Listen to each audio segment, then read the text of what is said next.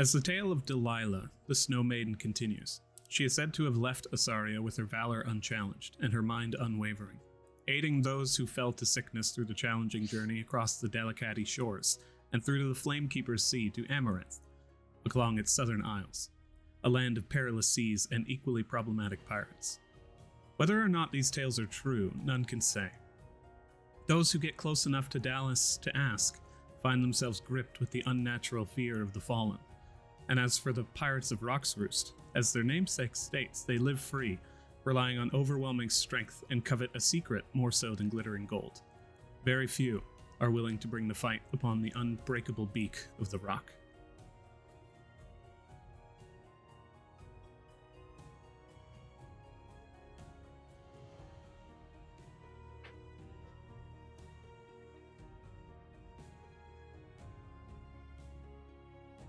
This would be better with sound.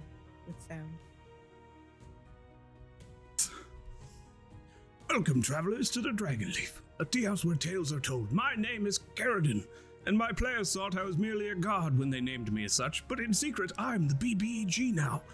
But also, I will be your server for today.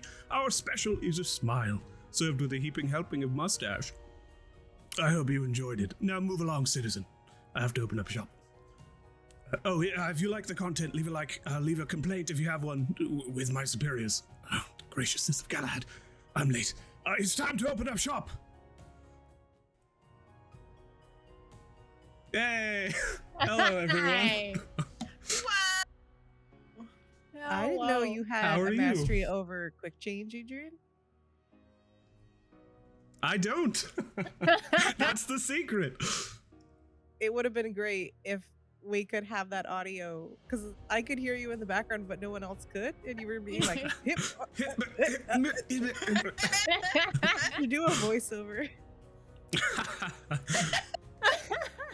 I'll do commentary, just like, and at this point, I was really just wondering, what is up with all of what's happening here? Last time, the Deviants dove into the Dungeon of Avarice once more, and advancing into the 4th floor, found a maze-like system of pathways and a riddle for advancing. After being separated and rejoining, meeting with a strange trader and fighting stalking beasts of nature, they found themselves at a farmstead. Searching the house, they found traces of other adventurers, in some cases entire adventurers, or what remained of them at least, still bearing the mark of Tiamat, the queen of chromatic dragons, now playing a host to a burrowing insectoid monster. They go into the basement, of complete will of their own, and as the sun sets, they feel a horde of creatures burrowing out from the ground outside, alongside thundering footsteps advancing quickly towards the house. With exhausted muscles, they pry open a basement wall to discover a hidden passageway, and as Paco opens the door with a key they had very luckily found within the fireplace upstairs, they stare upon the visage of a hideously mutated man turned monster. They stare now upon the visage, split down the center, playing host to a gaping maw of jagged teeth, as we jump back in. Welcome back, everybody. The blue dreams of death. Everybody. Blue jeans is dead.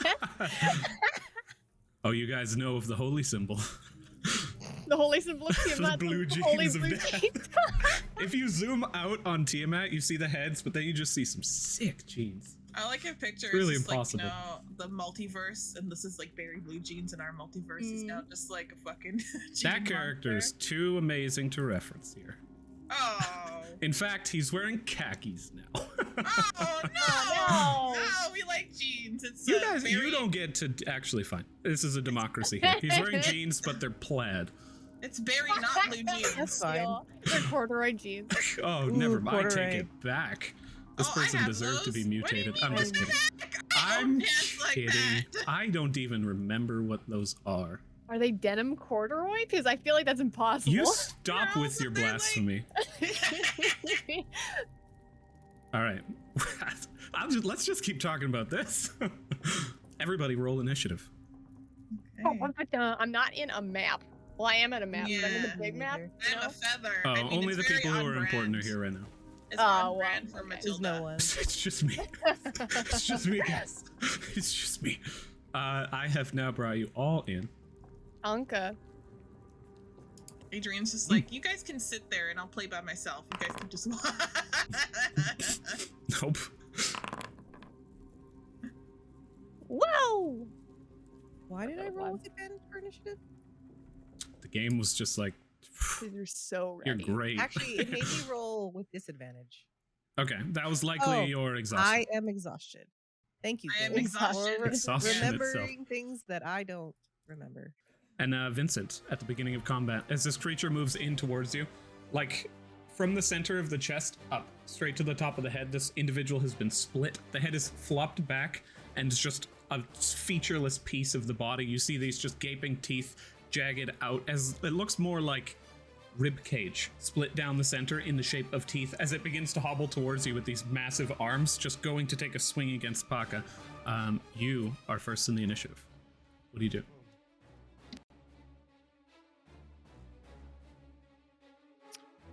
I think Vincent's just gonna look down and be like, Parker, dude, you might want to back up. It's my best bet, but he looks like he could, take a good chunk out of you. Okay, I was eaten once.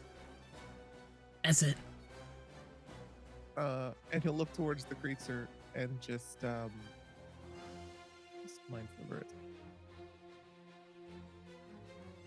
Remind me, is Bind Sliver a save? No, it's an attack roll.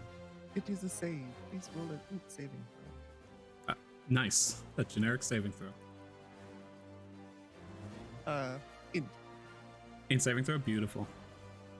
Intelligence. Okay. Surprisingly enough, the Mind Sliver goes through. What? What? That looks like it must have takes two 5 words. psychic damage. 5 psychic and damage? It has a D4 against its next saving throw. At the end of my next turn. Beautiful. You shoot that just spike of psychic energy, and as it tears through the body of the creature, it just reels back for a moment and begins to flail aggressively. And then he'll look over at Sentry. What did you do with that, dear? You get Uh. 2 clops for yes. I cannot move Sentry because it's Vincent's turn. I will set to free movement. You should be good. Vincent will move behind here, and then Sentry will go. I think it'll go here, and it's gonna hurl a ball of fire at it. After its second clop for yes, it looks at you and says, "Yes, master." Moves over behind, then lets out this massive, just glowing flare.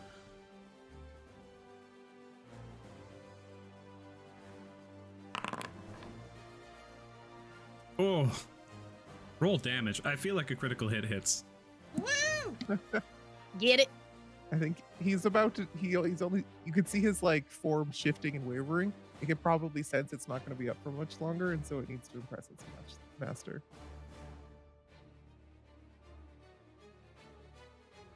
Hold on 1 second. I just need to figure out what the damage was.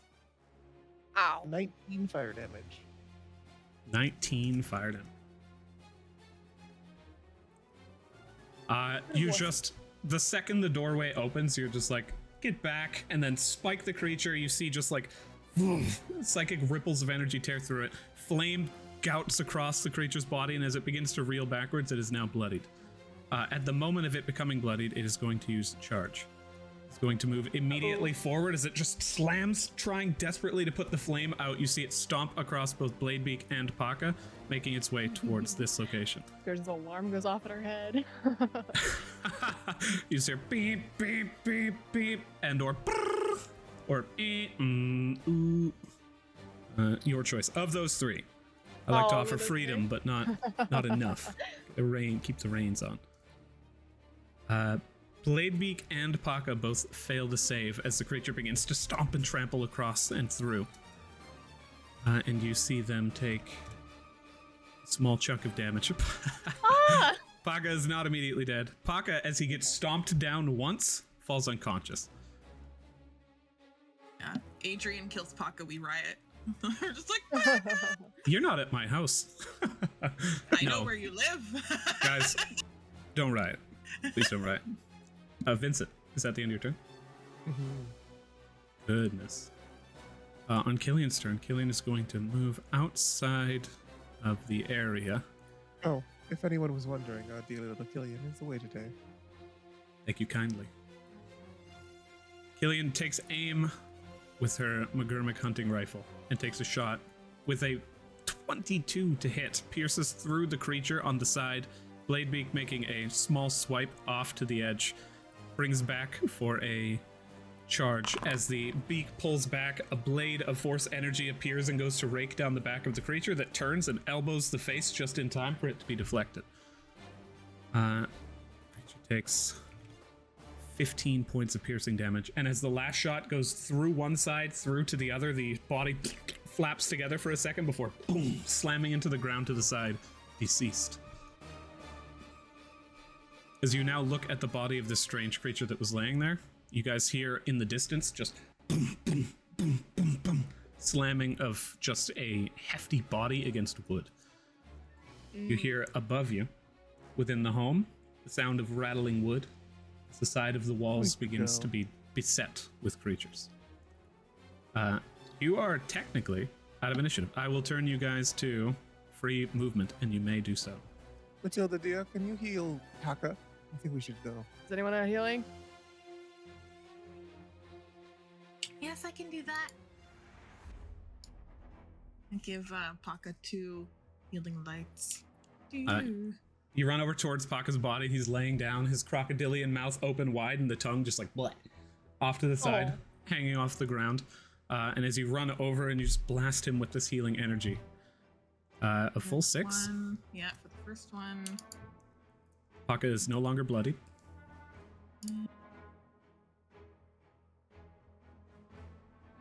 5. Oh wow. 5 for the Some good second one. healing.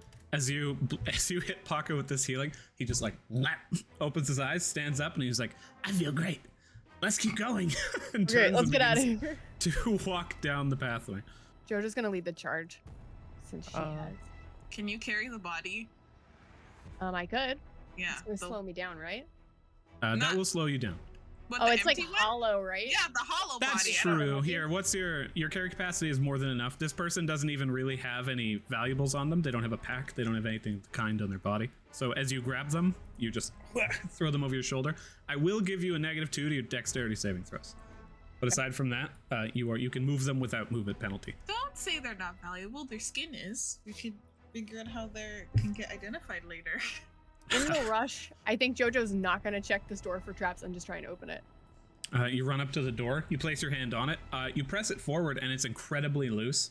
Like the stone itself, you can see a large gap off to the side, but there is a small bar inside of the door that is keeping it locked. From the other side? It's so basically it's like part of the door's mechanism. Like within the door itself, there seems to be a metal bar that is sticking into the stone. Okay. Hey, Kill, you wanna help me try and figure out how to open this? Right. Yeah. Killian turns and just begins to rush over. Roll investigation to try and open it? With Or- advantage. Okay, great. That's a 20. And a 20. So we will, Vincent, you have your hand up, but we will finish this one first. As you run over and you take a look at it, the just weathering of the stone on the other side, and the still just boom, boom, boom, slamming of the door in front of you. You can see it just rattling.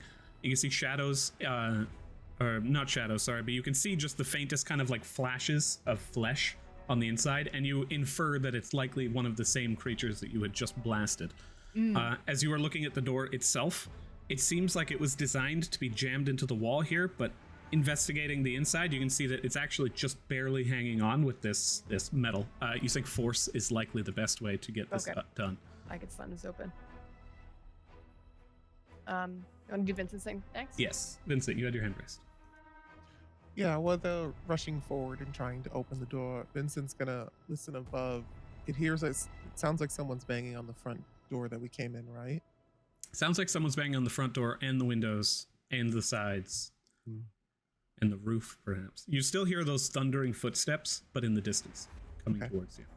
Vincent's gonna look over to Sentry and kind of put his hand up in, like, touching the blue fire on his side and stuff. Just kind of run it along his body and then put it down. You know what to do, dear. And then he's just gonna turn around and start walking down the hallway as Sentry runs upstairs. Yep, moves up to the staircase and immediately. He's going to stay guard in there and basically try to hold them off and give us as much time as he can. You do not have a telepathic link with this creature, correct? Nope. As it leaves your sight, it begins to fight, as far as you can tell. You hear going off on the top and wing beats as it begins to move elegantly around the room. However, you still don't hear, like, other creatures in the house. You can hear the sound of wood being just bombarded, however. And you all begin to move forward. Matilda, you had your hand raised. I do the whole, like, scan of the body before we leave. You take an intimate knowledge of it into your mind palace. Okay, cool. Do I need to perceive anything, or is it just like... You absolutely can. Go ahead and roll. In this case, I would say roll... The only reason why roll I said, perception. Yeah, because I was like, I can't do a thorough search. Can't CSI this body. Oh, hold on. Do I have disadvantage? Are you currently I have exhausted? one level of Yes. exhaustion. Okay, You I'll have roll disadvantage. one more time. Weird it didn't. Oh, I guess it didn't prompt you because of the overrides. As you glean over the body, you gain no more information than you had previously. Selene is also kind of just keeping her back to the back of this group, and in case the noble demon horse behind, or noble devil horse behind, falls. And in the back of her, Vincent's like looking down the hallway, and she comes up and she like takes a stance behind his back while looking towards the stairs. And he's just like, your position from behind is pretty good. Listen, you want to throw this fucking sexual tension shit in there? I get it. I understand. But right now, I'm a little shaken. So I tell you what, let's do this later. And you're being, it's cool, okay? It's just fun. You know what? Keep going. She turns around and begins to face away from you. She's like, I'm fucking conflicted. In her mind, he's just like, he'll basically just do what he can to try and calm her down. It's okay, dear. Sentry's got it up there. You can take a breath. Roll persuasion.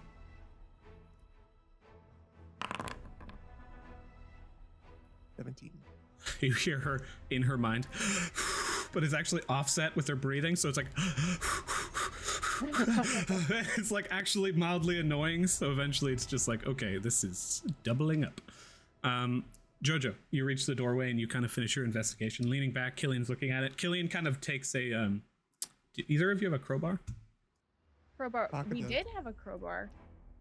Killian just reaches a hand out, and Pocket just boom, crowbar in the hand. He reaches forward, jams it into the side, and begins to attempt to pry, as you then kind of move in and go to do the coup de grace. Yeah, Go ahead and roll athletics. Okay. Advantage because of the crowbar. Oh my god. You lean back, you kick it, you There's ream at not it, enough you pull. space. It's There's just, not enough space in here to get a full swing of the foot. it's tiny. There's like a raw rock wall behind you and a stone wall to the side, but as you continue slamming, you guys hear upstairs as shadows Vincent looks explode down hall. the side. Jojo, Killian, stand back. I got this one. We're in a kind of a rush. And Pocket too. Pocket's like, thank you. I rushes off to the side and he's like, should I stand by close to you now? I'm just gonna assume they're all away from that area, even though Killian's standing there. Precisely. Vincent's gonna wait for everyone to kind of step back, and then he's gonna look towards it, and his eyes are gonna like glitter a bit as he summons some energy in his hand, and the area around the door and 10 feet on either side of it explodes as he casts Shatter. Nice. You see this just faint glimmering force, and then just a massive storm of energy and just this thunderous force within. And as it finishes, just shards, splinters, and loose stone. The ground itself begins to crumble, and you see loose stones begin to fall. A massive, perfect sphere has been carved out of the area. And I will try and increase the walls here for you. So you guys have thunder damage. that was the minimum damage this spell could deal was enough to destroy this space. It is nearly crumbling, but but you see the walls themselves just give out. And before you, is there a save associated to this? The creature must make a Constitution saving throw. Okay. If they are made of any type of inorganic material, such as metal, stone, or crystal, they have disadvantage on that save. You see the creature, enraged, begin to barrel forward, similarly to how it had done before, and it just begins to run, slamming its hands down the side as it is bloodied. This massive open mouth yields no voice, just a constant thrashing and sloshing sound as it makes its way halfway through. And at this point, we will move. Vincent, you've just acted. Killian, surprised, looks around. Matilda, you are up.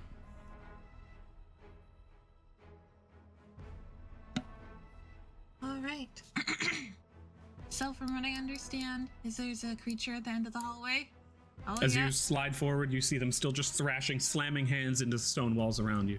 I wish you could see it, but on my character sheet, I changed my name to Maturit, but it's not showing up. But I got you. Maturit comes. Adventurer name. The turrets give it, and the turret take it away. Yeah. Hold on. There you go.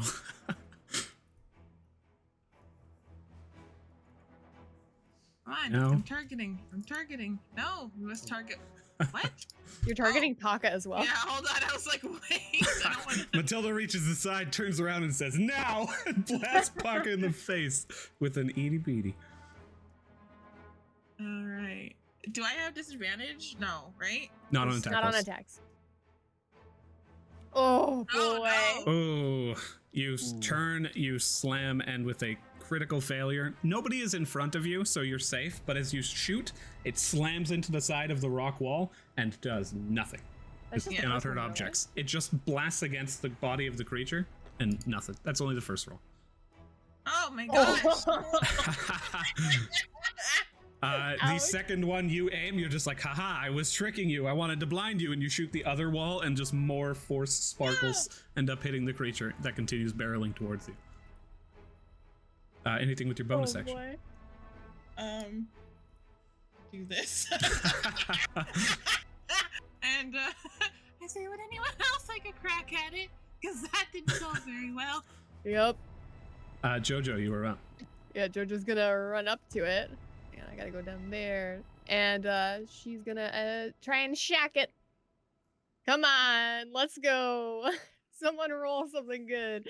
The horse is the only one doing Oh any my good God. damage. The horse is like, come on, noobs. I can't recklessly do that. Okay, good. Is it 23 Oh to my hit? 23 God. hits. Go and roll damage. That is 9 lightning. You run forward, you slam your hand like just onto this creature, but as it flails, it kind of just like moves into the Ew. flesh itself. You grasp and let loose the shock through the body. Still It up, is though? is still up. Is it like electrocuting jello? No. It's like electrocuting ground beef. How far did I move to get here? That It's was 5, 10, 10, 15, 20. 20, so I could get all the way back if I wanted. Okay, Selena, your turn. She taps her in. Before that, Nope. you guys hear... No? Oh. Okay. I thought you were going to say Selene. reaction, but I No. was like, no reactions. Okay, sorry, go ahead. You see, it's only because I've done that every single time. You hear telltale wing beats that seem incredibly familiar. Those of Mo, as far as you can tell, or something akin. And you see, for a brief moment, from an invisible position, a creature come into view, pale red, and just clutching to the side of the wall with a scorpion stinger, reaches back, smile in the face, lets loose a miniature firebolt, and you see on its finger a precious looking red ring. It lets loose this flame that flies in, and you're out of the way. Looks like it's Selene's turn. Oh no, Selena. Selene raises her shield and in time just deflects this flaming bolt off to the side, and you see it dance across the area, briefly illuminating the cavern around you. And the creature just turns, flees out of your guys' line of sight. Paka is no longer a deceased. It's a top 10 anime betrayal. Like, I don't think that. It's just an He if. did not have Mo's adorable backpack, but he did have Okay. Mo's look of absolute malice. yeah. Unfortunately, we can't actually say all imps look alike because that's how they work. For them, you There's can see. a couple distinguishing features that they have on them that makes them look a little different, but I don't think that 3 seconds that we had them there, we were able to really tell. Yeah, from a distance, you guys were just like, holy shit, is that Mo? No, I don't see the amazing backpack. But as he rounds the corner, you can see that just that scorpion stinger. One thing that you do note, a pretty distinguishing feature, is that this creature's tail is incredibly stubby. Like, you've seen Mo's, it's almost the length of his body. This one is just maybe a few inches in length. Paka ends his turn. Jojo, you had gone. And then the creature barrels forward until it reaches here. Selene? Selenay, Selenay that's true. Let me go ahead and do this. Oh. Thank you. Let me bring you back here. Selenay, kind of just shaken by the flame, turns and begins to immediately rush forward. In her holding mind, that- she just hears, "You got this, girl." Holding that just massive mace in hand, spiked looking, pretty vicious, leans back and you see it begin to glow with divine radiance as she just bears it down upon the creature. And in her mind you hear that slowly turns to as she slams that mace down with a 23 to hit, and what remains of the creature is just this kind of lumped, bloody, shocked mess that almost begins to fall before reaching one hand over and just grabbing its own head and pulling itself back down. It seems calm now, with a pure rage. However, as Selenay maintains her position in front of it, it just begins to hack and slash at the only thing available to it. And let's go. She does have a shield, so. Selenay brings that shield up, slams into it, throws one hand aside, the second hand comes in. She raises a foot, places it on the arm, and just slams the arm down into the ground. You can hear just as the arm breaks, and then the creature just lets out a just begins to slap side to side in horrific pain. That is the end of its turn. Vincent, you are up. Creature is still alive. Vincent's watching this out of the corner of his eye as he's keeping an eye on the stairs still. And he just smirks a bit when he sees Selenay just, she did a good job. And he'll step out from behind her. And just like taking a glance back and then looking back towards the stairs, I need it to roll a with intelligence saving throw. We cast Mind Sliver on it. As you look back at the stairs, I will give me one moment actually. You hear as the sound of skittering legs begins to move in, 3 creatures begin to descend into the room. Would my concentration drop? I'm sorry? Would my concentration drop just so I know if... It did. Sorry, when the smoke erupted down the stairs, we all started monologuing, but I forgot to mention that the horse has been removed from the situation. I would have said something. We have some company, guys. We gotta hurry this up a bit more. But I still need this to roll intelligence saving throw. Intelligence saving throw. Nope. It takes 9 psychic damage. As you unleash this last spike into its brain, it just, you see blood begin to pour down, and as Selenay holds its arm down to the ground and it pins, it hits 0 hit points, it is going to use Rampage. It is going to slam into Selenay and enforce a athletics contest. And then as it attempts to bear its way through her, making towards you all, it slams into her. A negative, I guess, saving throw, so it wouldn't apply to athletics. Negative 1d4.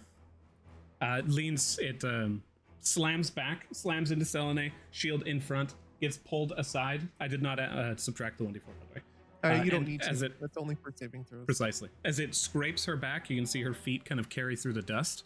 And eventually, as it just brings an arm through in an attempt to get towards all of you for one last-ditch attack, brings a loose arm down and just slops over the side of her shoulder before she pushes it, and it falls back into the ground behind, deceased, having failed its attack. And now, Vincent, what is the rest of your turn? Seeing that this thing is dead now, he's gonna take a step forward, put his hand on Selene's shoulder, and in the back of her mind, she's gonna hear, I think we're settled for the first stage. She turns around and looks back towards you. I hate this place. He smiles, and he'll just wait, essentially, to move forward. He doesn't necessarily want to be the first one. You go to reach over her shoulder, and you see just the slime draped down across one shoulder, and you kind of just like reach for the other one as you place your hand down. And then she looks over towards you and gives a brief smile. A brief smirk and smile that maybe she doesn't even realize she's doing. Sentry has been removed from the combat. Killian rushes forward alongside you. I think going to dash the full 60. Blade beak alongside. And Matura, you're up. The doorway is free. You see creatures now behind you. Actually, no, I won't get in that. I am going to see if I can hit them. So, come on, Maturret! I believe in you! Oh! Oh, nice. There we go. Oh, natural 20. Go ahead and roll damage on that. Actually, you don't need to. As you lean back, you blast, the creature explodes. Dust. Cool. Next one.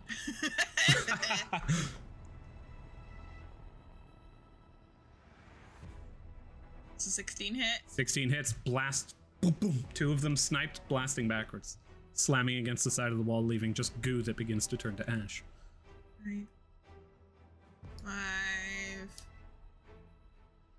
10, 15. Whoops. Oh, whoops. I shut the door. 20, 20, 25, 30. Okay, cool. There we go. You just rush over to the side, making your way into the safety of the passageway. Paka is on initiative 20. Do you guys want Paka to do anything other than just running in? I'd say stick with Blade Beak. He's also going to do his job. Oh, collect the monster cores. Yeah. He's going to just run around the battle area. And then he can't make it in. There's too many people. So he's going to be here currently. Can he stand on the dead body? Is that far enough? He can only make it to Selene's space. Yeah. But he is just running around aggressively collecting all of these things, which I will actually just mark right now. In the meantime, the creatures begin to move. You see the last one rush forward, make it to here. And who has more metal on them? Jojo. This one charges at you, jumps, and begins to attempt to just pierce into you with its tiny little legs, biting at you with its mandibled mouth. I do not Paka's wearing like a rubber in a backpack, and Jojo's got like a giant metal like. So many metal weapons. Paka is wearing cuteness itself. Okay. No, as the creature runs, jumps, grabs onto you, it reaches back and chomps down on your neck and begins to pull away. You see the mandibles moving in towards like the jewelry. All. Are you actually wearing shark tooth jewelry? Yes. The eyebrow piercings are definitely metal. Oh no. Yeah. That's what it's going for. It chomps down on your shoulder, and then as it rears back, you're kind of like holding it away as it's just here going. Oh no. Mouth aggressively trying to get at you. You take 7 points of piercing damage. Okay. And now it is your turn. To attack it while it's on me is if I recklessly do it, then it's just a straight roll, right? Unless I don't care about hurting myself. I don't care. Don't Attack. care. Reckless will be advantage then. Okay, great. I will do advantage. Attack. Advantage. Let's go. Yeah, Yeah, there we go. Very nice. You just turn. You cleave this thing clear in two and just splatter Oh my it off god, of I your just body. maxed that damage. You killed 35 of these creatures with one swing. You actually, as you pull it back, you leave. You see a fucking after image of your blade through the air as you slam into the ground and leave a small impact crater. Oh, yeah. Okay, cool. And then Jojo does have 40 feet of movement. That's right? Yes. So can she get to where she needs to go? Oh. Mutated body, I think you can get to. Because we're difficult terrain traveling through. Can I stand on the dead creature? Yes. Okay, I will do so. Do I hear more creatures upstairs like these guys? Paka's going to take his attack of opportunity. You hear the roof above you is skittering like crazy. Okay. Nothing but scrapes and skittering. Tiny little individual wooden taps. And is that the end of your turn? Yes. I'm going to just temporarily remove this Oh, I'm dead. Oh. dead person. I thought I was dead. Yeah, that's the problem. On the interior of the room, you once again hear wing flaps for a brief moment, and then you see a firebolt lick out from the corner, all maybe impacting into Bladebeak. Let's find out. Slamming into Bladebeak's chassis and kind of forcing the head back, you see it scrape against the ground and just the rock crumble that had been created as Bladebeak takes a little bit of damage. And then immediately stands back up. You hear wing beats begin to ascend and disappear into the distance. Selene moves out of the way. What's your dash? Okay, so you got... Oh, that's all difficult terrain. Selene is going to dash into the room in front of everyone else and take a look around. She says, it's clear from what I can see, but that thing must still be around. The imp. Vincent, you're up. At the beginning of the round, you see 4 more creatures begin to skitter down the sides of the Paka, dear, you might want to hurry up. staircase. Yes. I might. I'll think about it. He begins to move.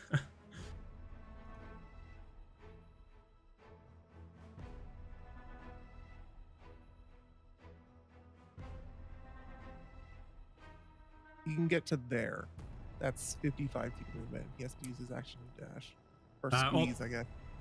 The red circles are the bounds of this area currently after you're shattered. Oh, okay. Can I stand here? Absolutely. You rush over and you make it next to Selene, who reaches a hand over, almost like protectively holding you from rushing forward, and she just begins to look around the room.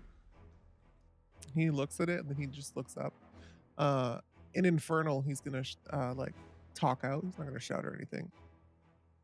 You want to talk? I'm here to listen.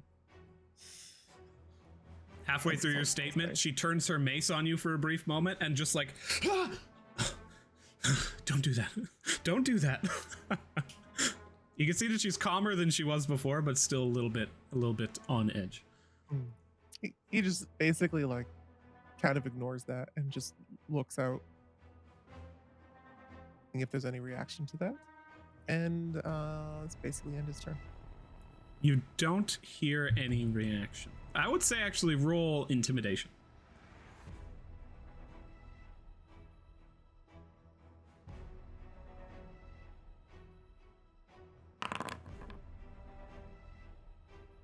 Not very good. 9. 9? Okay. Yeah, you do not hear any reaction. Killian and Bladebeak rush forward and kind of make their way into the stone nook as well. And Matilda, you're up. Okay, I am gonna move. Oh, hold on. I'm gonna move here. And then I am going to hold my action with an Eldritch Blast to wait to see if anything comes up in the rear. Crackling energy at your fingertips, just waiting to be released as you hold firm. Paka is going to run forward and be like, close door, door open, close door. I'm closing the door. He closes it, takes the key, puts it in from the other side and tries to lock it. And he's like, it's not working. Oh, it's the other way. Pulls the key out and begins to rush out with you guys. I'm sure those things can't open doors. No, tiny little hands like mine. Jazz hands. And then he pulls himself to the side. He's like, this is exciting. I'm excited. Selling it. You kicked a guy. That was cool. can I do that? And he looks down at his feet and he's like, no, they're too small. Whispering to himself, you hear the skittering begin to aggressively move in your direction and begin to bear up against the door. Make it, yes. You just hear scraping. But the door seems to hold firm for the time being. You can hear the footsteps getting closer. And at this point, you actually begin to hear humanoid footsteps on the second floor as well. Oh. Jojo, you are up. Okay. Yeah, I think she's just gonna go.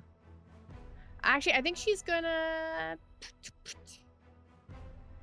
Yeah, she'll go over here and she'll ready her action for if something breaks through that door and gets within like melee range of her. Ending turn. Holding firm, you await. You hear, actually, as Selene, Vincent, Paka, and Matilda, you can see a little bit. Jojo, you can also see a little bit. Pretty much the whole crew. As you round into the room, you look around and you can see an empty cavern. Stone walls on the side seem almost intentionally carved out, and some of them incredibly smooth, as though carved by magic. You can see as you look up about 30 or so feet, the walls extend upwards to a veil of shadows, seem just dancing above you, an area of pure darkness that obscures what is above. And from above, 5 bolts of energy fly down towards you and impact you, some just rounding the corner to slam into you, Jojo.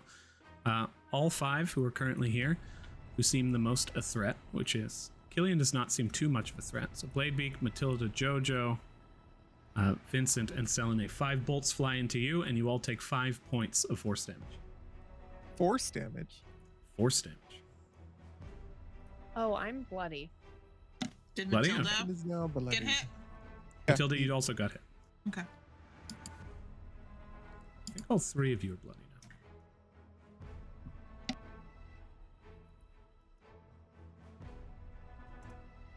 now. Bladebeak is also rusted? Bloody. Selene looks on towards everything. Dented, I like that. Begins to move around and scouts out the room. Kind of just carefully moving in, not dashing, but An staring. idea. throughout. It came from above. Can you see them? I've heard your kind has good eyesight. She stares up, and you can see, as she moves with calm movements, there's just an otherworldly fluidity.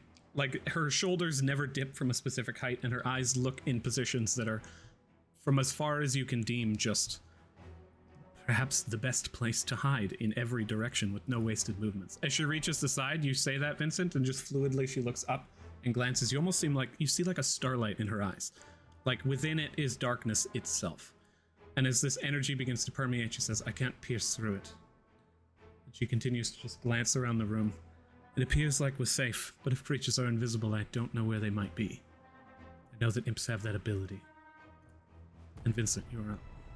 At the beginning of the round, you hear footsteps beginning to descend the stairs.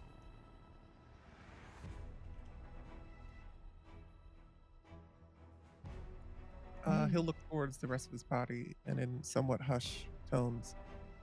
The person on the other side of that door? Yeah, I hear footsteps. I wonder if it's other adventurers. Or I mean, maybe they someone won't- wants to say hi.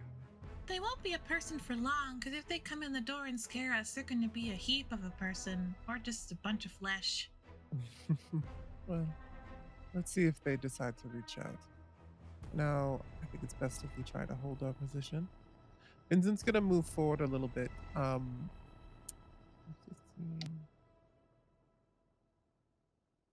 20, 25. Oh, I guess I can't move that way. 5, 10. Go here. 15, 20, 25. He's gonna stay near Selene. And he would like to take the hide action. Kind of ducking in behind her. Okay, roll a ninja stealth for me. Cool. Do I have a hide thing? I would be so cool if I had a hide thing. I do. Can put it on me. You are so cool.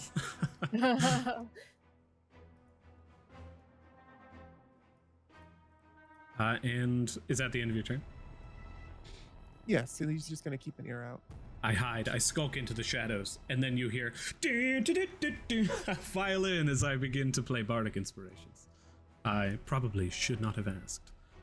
You hear Bladebeak begin to drawing any attention from what would be a hidden Vincent towards them.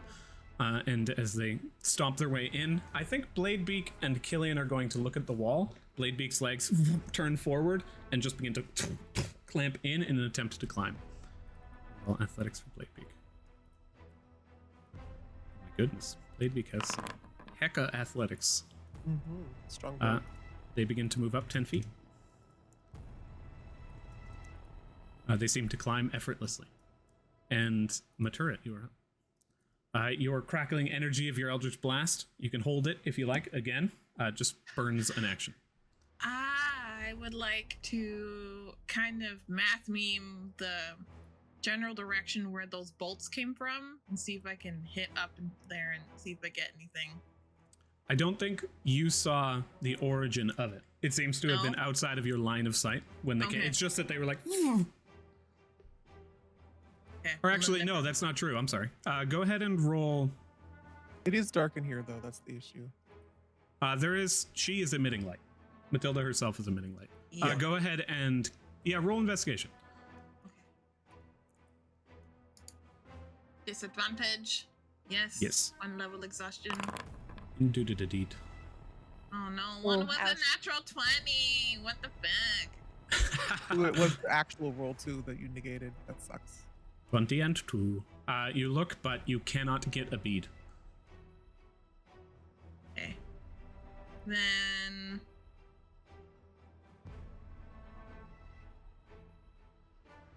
Okay, I will cast Arm of Agathis on myself, just to be... Is that a bonus action? No, it's an action. Is my investigation my action? No, I'll say as part of... I'm gonna roll fate dice. My initial thought was if you succeeded, it would have been part of your attack action, but if you failed, no. But you rolled a natural 20 on your fate dice, so you may cast Armor of Agathis. Okay.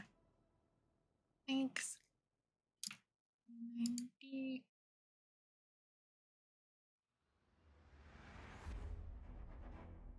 Normal? I don't know. Do I do critical hit or normal? Normal. Okay. Critical hit healing? I don't know. That's why I always get so I feel confused. like Selenite could. 15, the maximum healing. No, that's not true. But you grab your as you stare up into the cold darkness, you pull the cold from around you and cover yourself in this just constant frost. Yeah. As like Jojo's standing near you holding the axe, leaning backwards, you see the frost almost like ferrofluid lash out in spikes as though to reach towards her body, and then kind of just like pulling back, you see it suck to yourself again. Jojo staring at the door with bated breath. Paka has a climb speed, but what do you guys want Paka to do? I think he should run ahead and like hide like Vincent did. Okay. Paka moves in and begins to go over to the side. With his passive perception, he runs up directly next to Vincent and is like, "Hi, Vincent," and then ducks into the corner. And as he sits next to you, seemingly having seen you virtually immediately, you see him kind of just like a chameleon duck into the side of the wall and go invisible. You ascertain that you are not very hidden. And Paka leans up next to you and becomes incredibly hidden. You hear the creatures continue to attack this somewhat sturdy-looking door before you. And you begin to see claw marks and small insectoid legs, like digging above it, as it just continues to scrape and search for any weakness. You see little bits of stone begin to fall away from the top and the side of the door as it takes a fair bit of damage.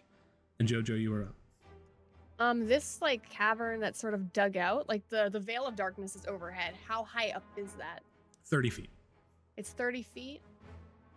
So Jojo wants to cast the sleep spell. It is 90-foot range and a 20-foot radius. So, and it doesn't say I need to see the spot that I like put the point at that the radius comes from. So could I put it like in the ground, so that it doesn't hit anyone. Like it doesn't hit Bladebeak and Killian. It just sort of like engulfs the shadows and Yes, possibly absolutely. anyone upstairs. Like I don't know, it's like 20-foot radius, so it might hit people on the top floor as well. Absolutely. I will say, no matter how you orient this here, if you're aiming up towards the shadows, you can avoid Killian and Bladebeak. Give me a little Okay, mark great. on where you want to throw it. Where like this whole thing is covered in shadows, like this whole area. Everything above you from this line upwards is all in shadow above you. Okay, I think what I'll do is, this spot will be the center point, but like way upper. Gotcha. 20-foot radius. Oh wait, maybe I should do 20 feet from where I am. 5, 10, 15, 20. Oh, that is 20 feet. Okay, cool. Haha. There, beautiful. And then it's 5d8. What is this? Sleep spell. Sleep spell. Sleep. Cast spell. Oh, I have a place measured template. Hey. I think actually here, if that's okay. Absolutely. Normal. Come on, big money. Oh, that's not bad. That's not bad. 27. So, you know how the sleep spell works. I do. For those who don't, the sleep spell subtracts from the lowest hit points creature as they begin to basically fall asleep around and moves through every creature until eventually they are all fall asleep or we run out of points. You see 2 imps become visible and slam into the Nice. ground below. As they take damage, I believe they do get another saving throw.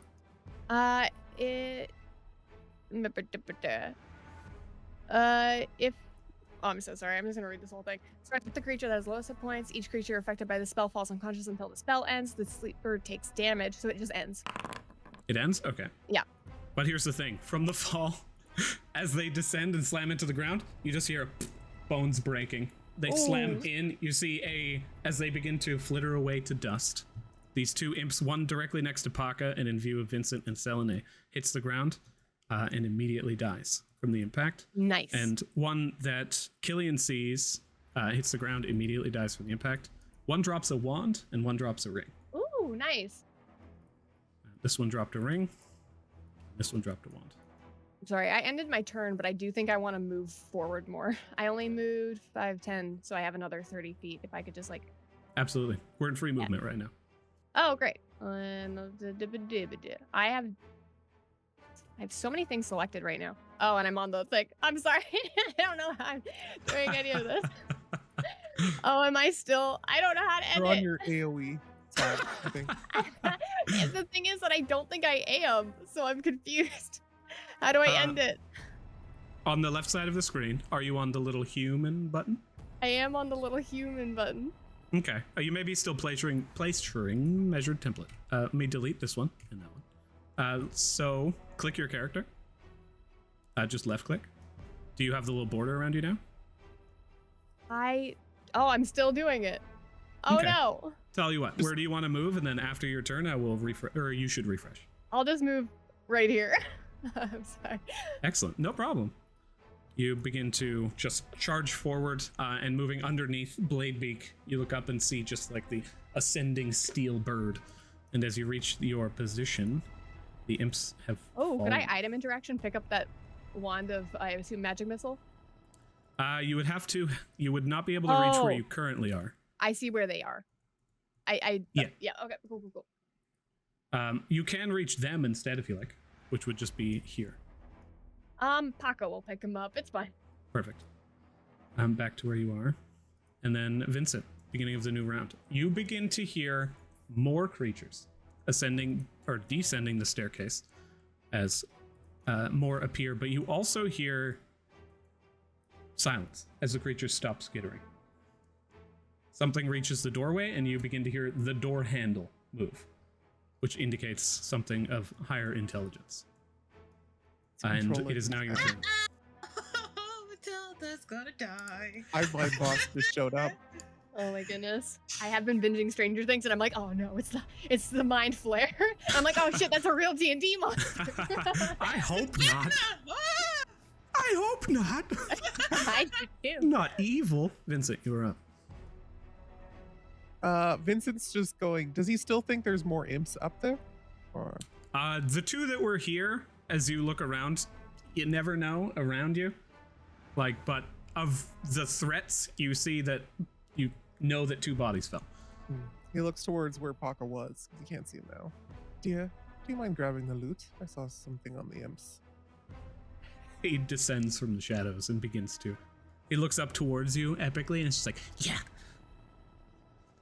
Okay, Vincent stands up from his hiding position behind Selene. He's going to take a step forward and just kind of assess the situation, hearing the rattling and stuff.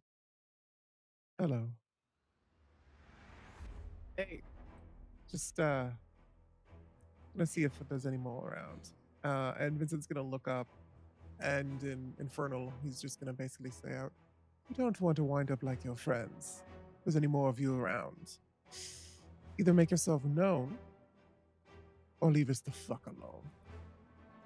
ooh. Having known the nature, the like kind of cowardly and self-preservation nature of the imp as well, go ahead and roll this intimidation with advantage. Mo has taught you his ways.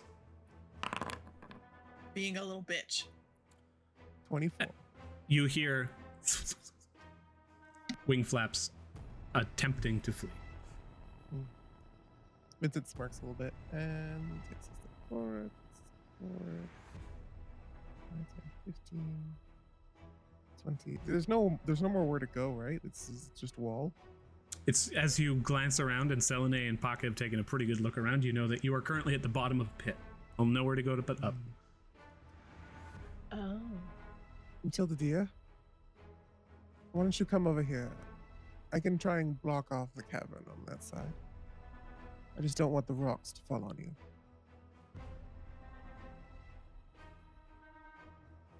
And Can he'll do. End his turn.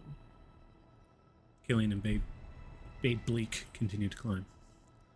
You see them reach the wall of shadows, and then Bladebeak's head begins to move up and around. I'm going to roll perception.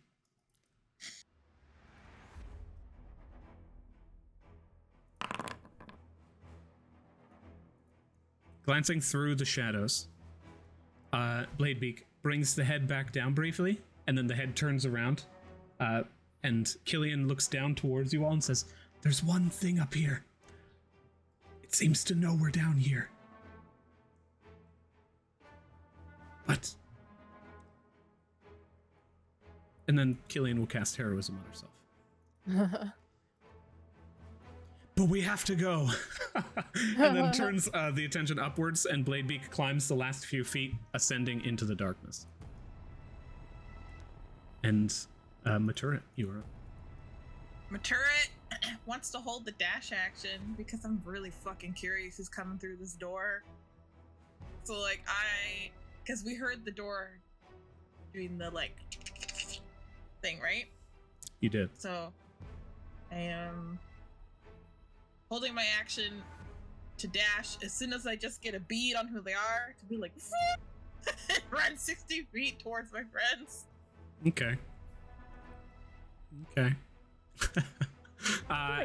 And is that the end of your turn? Bonus action? No, just holding my...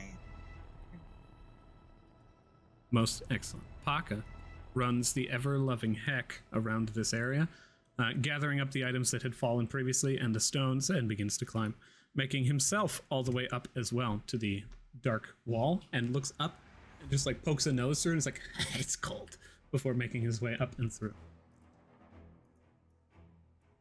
Cold's good. I think cold's good. We're supposed to go cold, right? Oh no, we already did cold. Warm. Oh shit. He was referring to the darkness itself.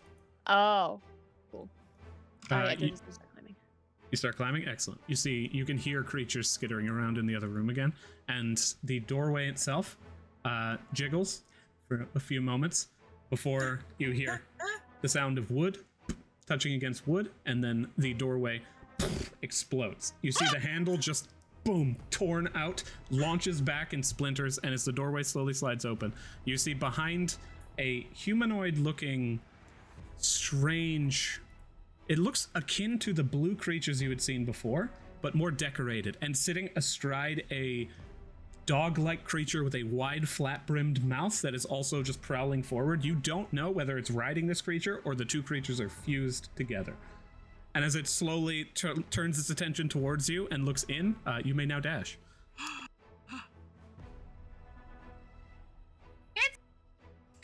It's riding something maybe, I don't know. Like At this 60 moment, feet to our friends. you all begin to hear skittering moving into position. 15, 20, 25, 30, 35, 40. You 45. can only move 30 feet. No, I dashed. You're holding the dash action, but the dash action just gives you your speed. So the dash action is not movement plus dash. Okay, boop, right here.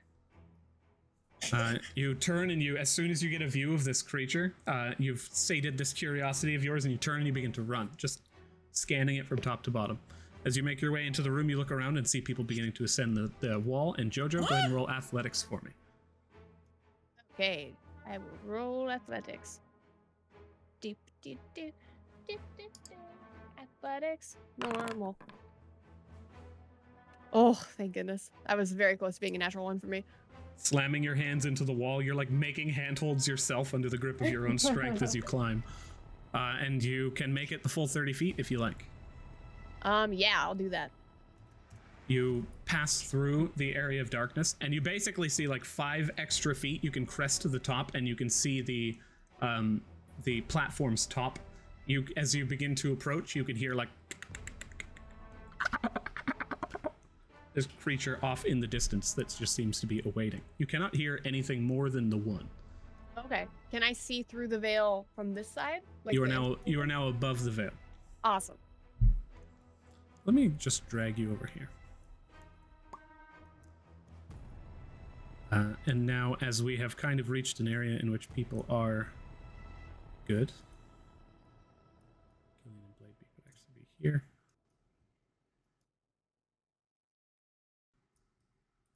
Looking about, you find yourself in a white stone room. It seems almost akin to a dungeon room. And you hear the sound of wing beats descending, just fleeing the scene and completely disappearing from the previous intimidation. Selene looks around, looks at Vincent, and she actually just readies herself. She brings her hands down. It's like, wouldn't want to get that fancy fucking shirt ruined, would we? And readies herself to help you throw you up.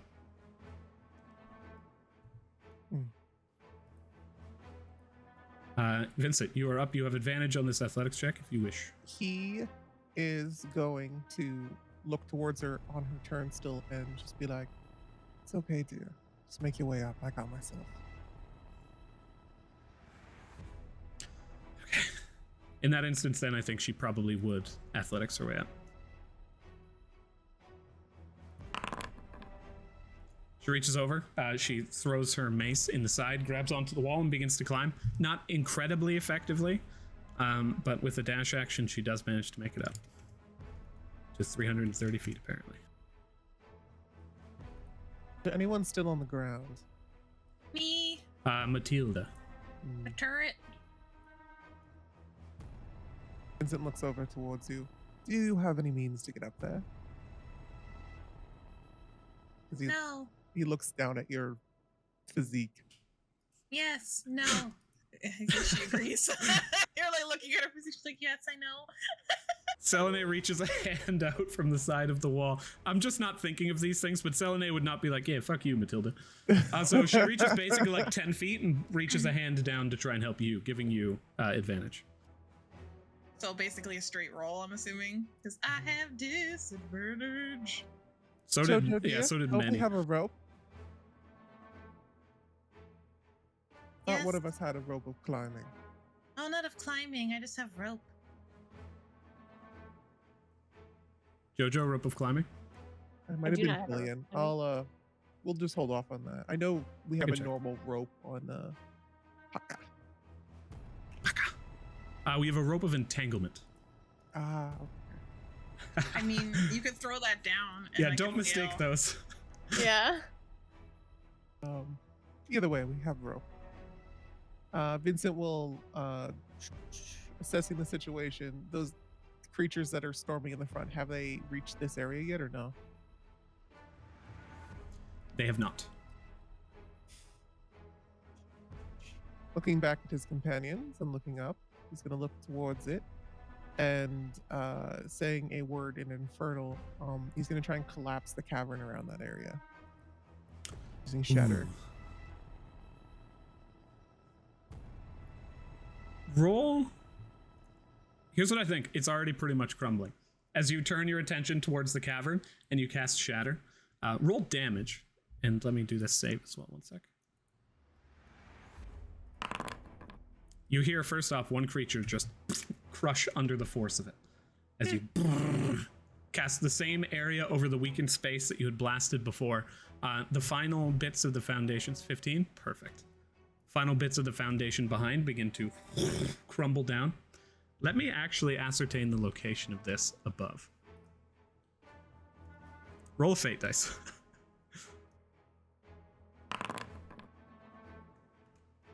18. Okay, so here's what happens. As you all crest the top of the cavern and you look over the edge, you see the little kind of twig-like creature that is standing. It's just formed of this just rotting wood, and the head kind of turns its attention towards you. As it spots you, it begins to slowly stride forward in these awkward movements, and you hear from downstairs, the ground falls, and the creature begins to descend alongside the stone. As it slams into the ground below, it just impacts into the side, Vincent, as you see this creature fall with the destruction you have wrought.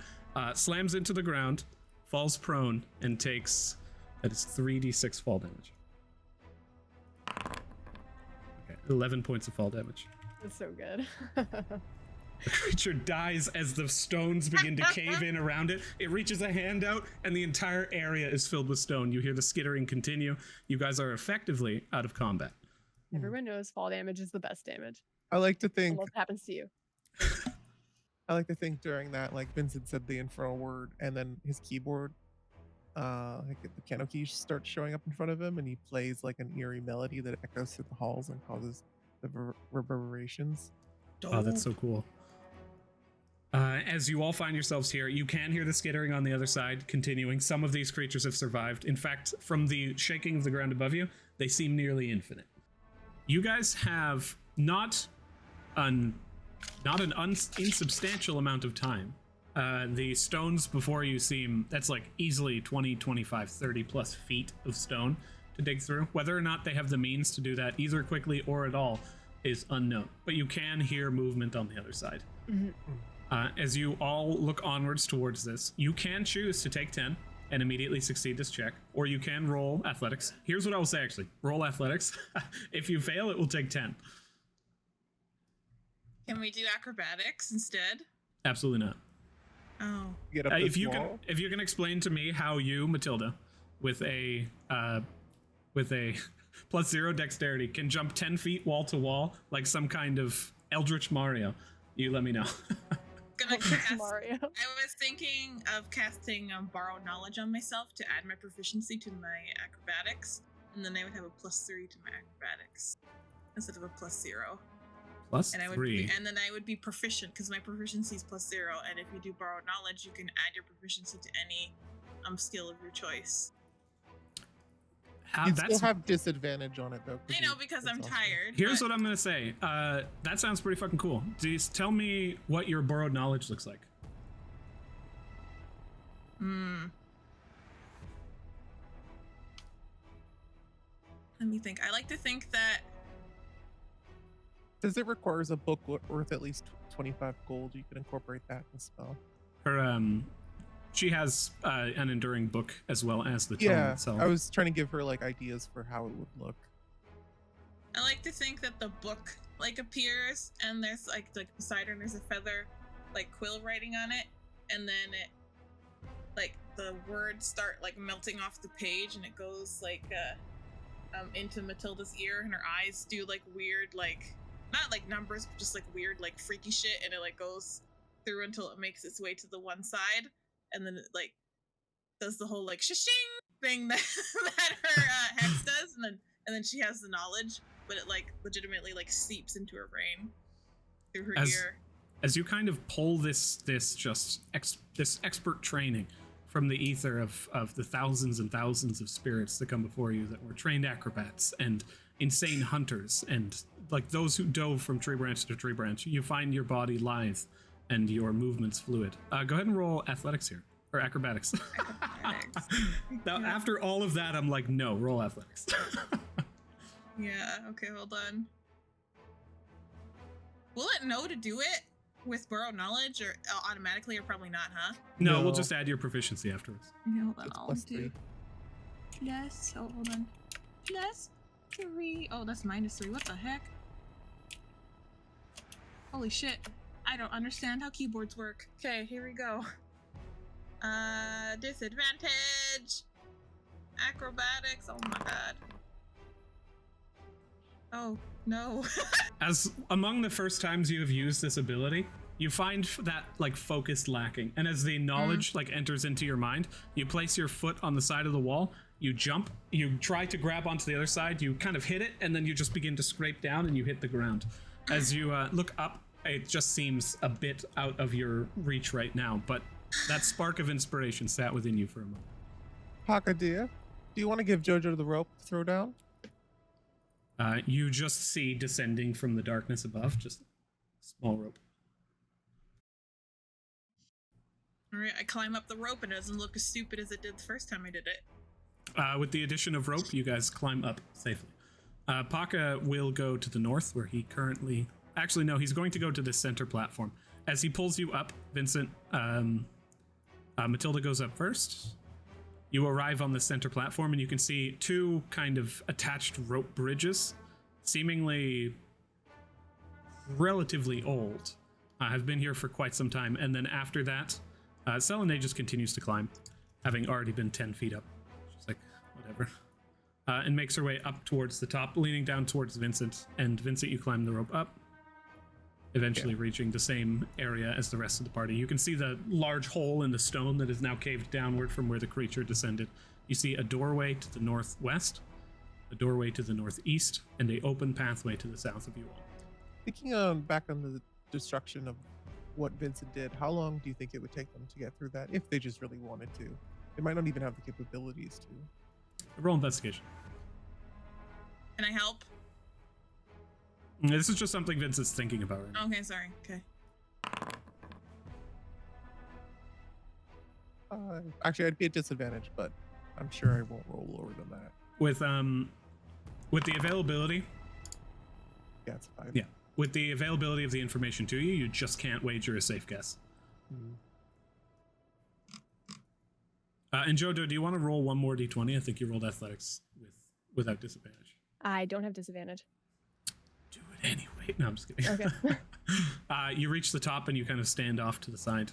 You are all here now. The rope bridge in front of you, Jojo, seems less stable than the other one. Maybe due to the caved-in floor. Ah. But as it kind of sits on the stone itself, the stone is pulled back and is no longer secured to the ground. This hole in front of you is literally just a pit.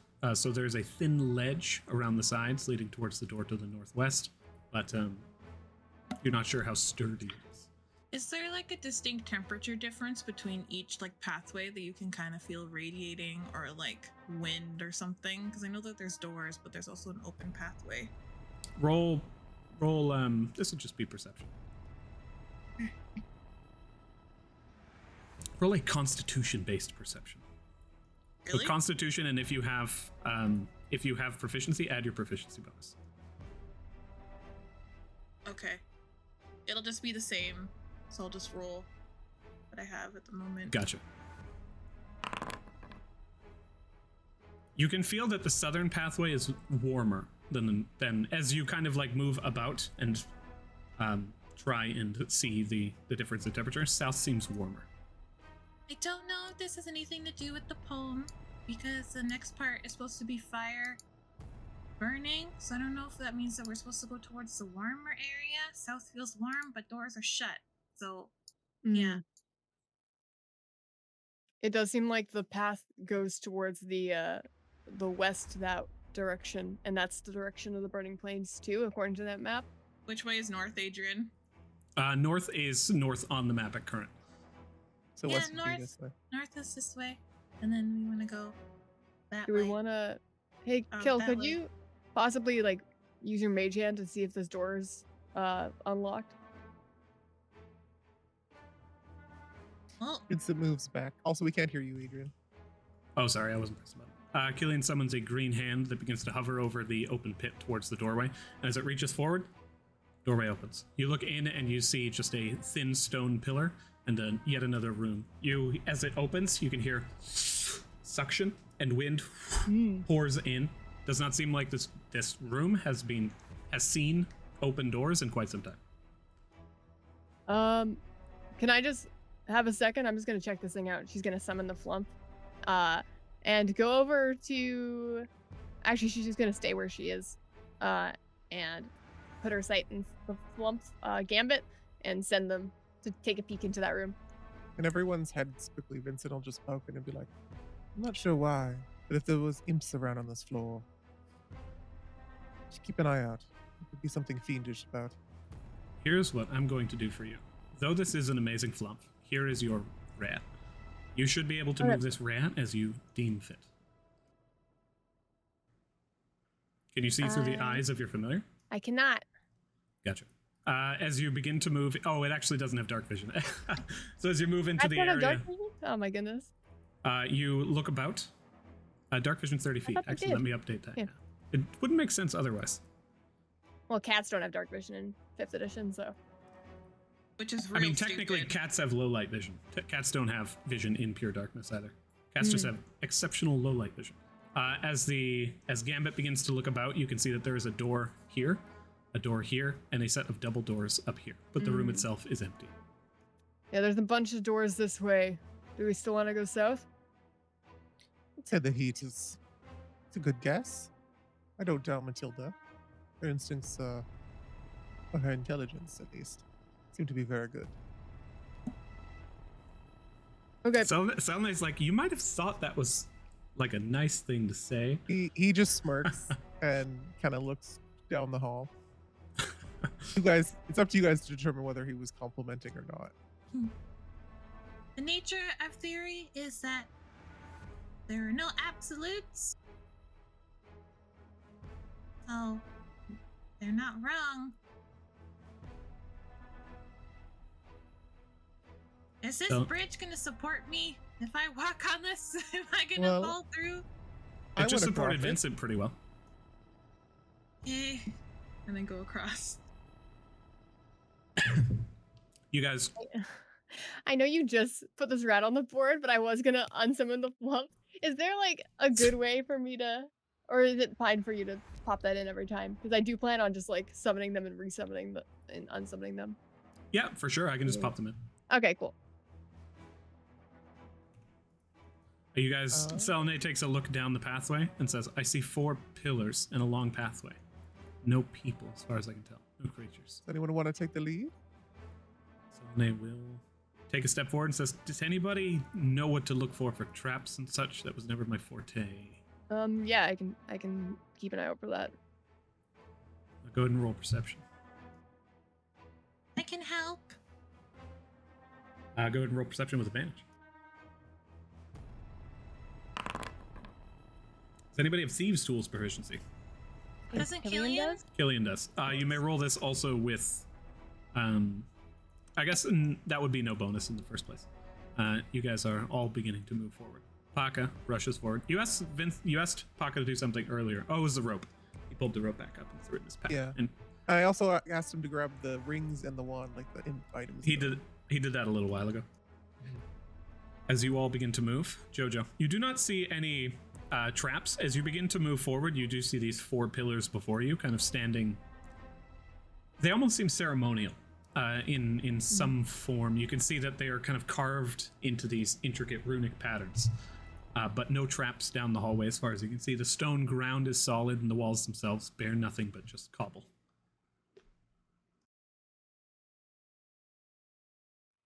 Okay.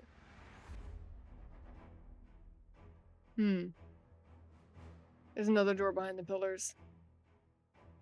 Do these runes on these pillars look similar to the ones that we've seen everywhere? Like it's the language that we just don't know how to read?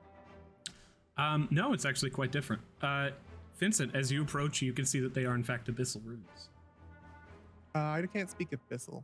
That is Infernal. Abyssal. Infernal is the script for both, for all demonic and fiendish languages. I was gonna say I know how to read those too. As you approach Matilda, you also take note of these runes. Oh. Yeah, this is what I meant about the imps before. There's something going on here. And Vincent will read them. What did they say? They are not so much words as they are spelling out some kind of spell. Go ahead and roll Arcana. Okay. You have advantage for your language proficiency. But then I have disadvantage for sign. So straight roll. Pretty good. As far as you can discern, they are setting up a perimeter of sorts. Judging by the position of the pillars themselves, within these pillars, like perimeter, something is set to happen. With an 18, you're not entirely certain what. I wouldn't Jojo. walk in there. Can you It's, scratch? Oh, sorry. There's some sort of perimeter someone set up of some sort. Just don't. From what my guess is, you don't want to walk between the pillars, or you don't want to walk like in the room here. They're setting up a perimeter within the center of the pillars themselves. Okay, Okay. just don't go here. Basically, The thing on the wall looks like a spell, though, right? that is the thing I warned about. So, Jojo, you scratched out something before. Could you scratch this out to make it inert? It's like a lot of runes here. It doesn't seem viable. No? Okay. Destroying the pillar might work, but other than that, the actual runes themselves, it's just covered. Looking it over, does Vincent feel like, and thinking back towards, his ancestry, in a sense, is this more used to keep something out or something in? With your previous investigation check, you're not certain. These, as far as you can tell, this kind of just it's a protection spell of some kind. My bet is this might be to keep something in, more so than to keep something out. Okay, should we just go to this door? Well, there's one back here as well, but Yeah. Vincent's gonna tilt his head and lift up his hand and try and sense the heat that Matilda was doing before, seeing if it's coming from maybe more this way or this way. Roll a Constitution-based perception check. Matilda had noted it, but it was quite faint in the first place. Can I help because I noted it before? I will give. Yes, absolutely. Vincent, you have advantage on this, so straight roll. Oh, it didn't add my. It should be 15. 15. As you begin to approach, you take note that the heat is coming from the leftmost passageway, and the air around you and in this room here seems to be somewhat stagnant. This way is probably better. Doesn't feel like anyone's been down this way in a while. Yeah, stagnant. Okay. Can I check this door for traps and locks? Roll perception.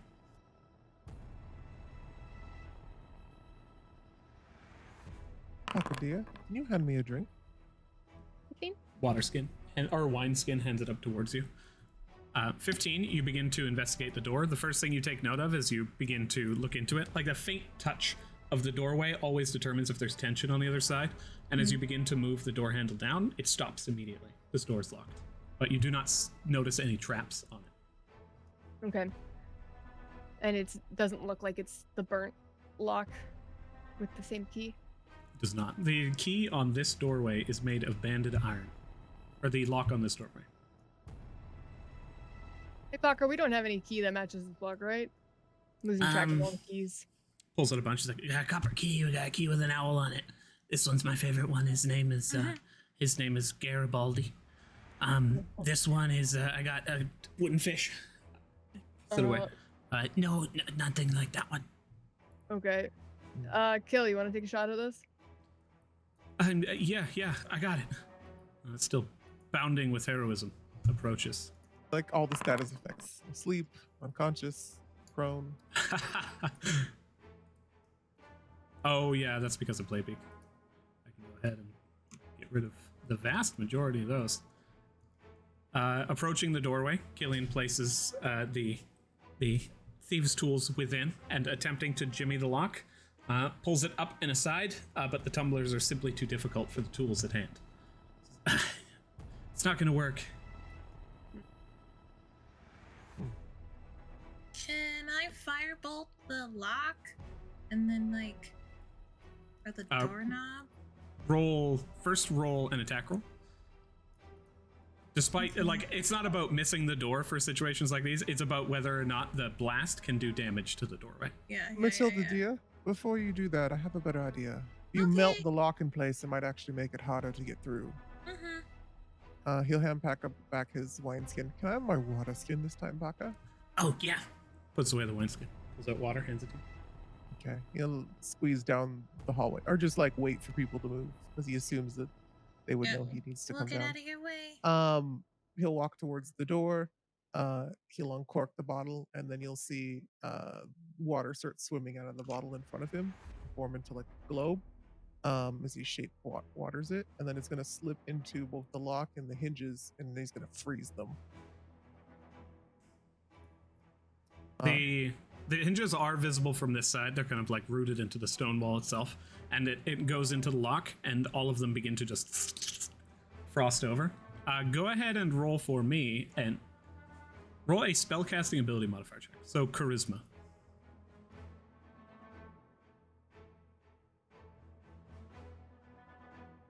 I guess disadvantage because it's a check. Yeah, it's still an ability check. 6. The water freezes in place. It begins to expand and just fills it, but the iron itself is just solidly made. This doorway actually seems to be intended to keep people out. The vast majority of the doors that you guys have seen around this area seem flimsy and more... This one doesn't seem thematically right based on the dungeon. Looking at it, you probably discern that this doorway has been built separately from the dungeon's corridors themselves. Vincent's intention with freezing the lock wasn't if they broke right away, then they were just weak. But we have to heat them up now. They're brittle. So he'll turn towards Matilda. Now you can firebolt the locks. Okay. What is the door actually made out of? The door itself is a very thick wood with banded iron locks. All right, worst comes to worst, I will try and do this, but then we can just set the wood on fire and make it weak, and then make a hole in the bottom like a doggy door, and then climb through that, crawl through that maybe. But let's try this. This first, and then I will attack roll with advantage if you're doing firebolt. Oh, whoops. Okay. Doop, doop, doop. Why advantage? For the ice. They are brittle. Advantage. 26. I wanted that to fail so I could say that you tempered the iron and now it's 5 times stronger. But as you lean in, you take your hand down towards it, point blank, blast, and you just see the lock in the interior just kind of bend inward. And as you're oh, it's beginning to work, the two of you lean forward, and it takes about 5 minutes. As you guys approach, Killian is also likely going to take this time to heal up Bladebeak to full. And as this happens, you guys blasting and freezing over and over again, eventually the lock itself is impacted so much that the doorway, you can see the latch, and you kind of just reach in and pop it up. The door opens, and to your dismay, you see a second identical door. Oh. What is it, Matilda? There's another fucking door! Okay, Jojo, get over here! And then I start just blasting the bottom part of the door with firebolt to just fuck up the wood, and so that Jojo can break half the door. How about we just try the other door first? What? What The other door around the corner behind the pillars. And Sim will go up and just kind of assess the door. Here's what happens. They're in the other room doing stuff. Jojo's Matilda. What's the other door? As you begin to move through the room over towards the second door, Matilda, roll a dexterity saving throw. Oh, whoops. Oh, didn't check for traps. Oh, no! I can't roll an acrobatic saving throw. I'm kidding. If that existed, I would be happy, but no. Yes. You are engulfed in radiant flame. Ooh. Your body begins to tear through, and at the same time as you begin to impact the door, you hear from the other side this just kind of like bubbling sound that you don't notice in time to look down and see acid that has poured through and across your shoes and begun to shit. dissolve your feet. As you begin to kind of step back from the 5-foot space that the acid currently presides in and slowly continues to drip down this corridor, you kind of, by the point in which you are 10 feet back, the acid has all but stopped dripping, and you take, this is 8 points of radiant damage. Reduced to 4, I'm assuming. Precisely. Okay. And the acid is going to be a bit more. It's 20 points of acid damage. And your shoes are completely removed. They are destroyed. Oh, Well, to be fair, now you actually just have like the tops of shoes and boots that you can place over other shoes and like make them look like boots, and that's pretty cool. Is Matilda still standing? Yeah, because I have my 15 temporary hit points. Nice. Your Oh, feet are whoops. badly burned. Okay, hold on. I shouldn't have no shoes, and I got fucking chemical burns on the feet. Ouch. Alright. Hold on. I need to do some, Tamara needs to do some math, so you guys do whatever you need to do. Hold on.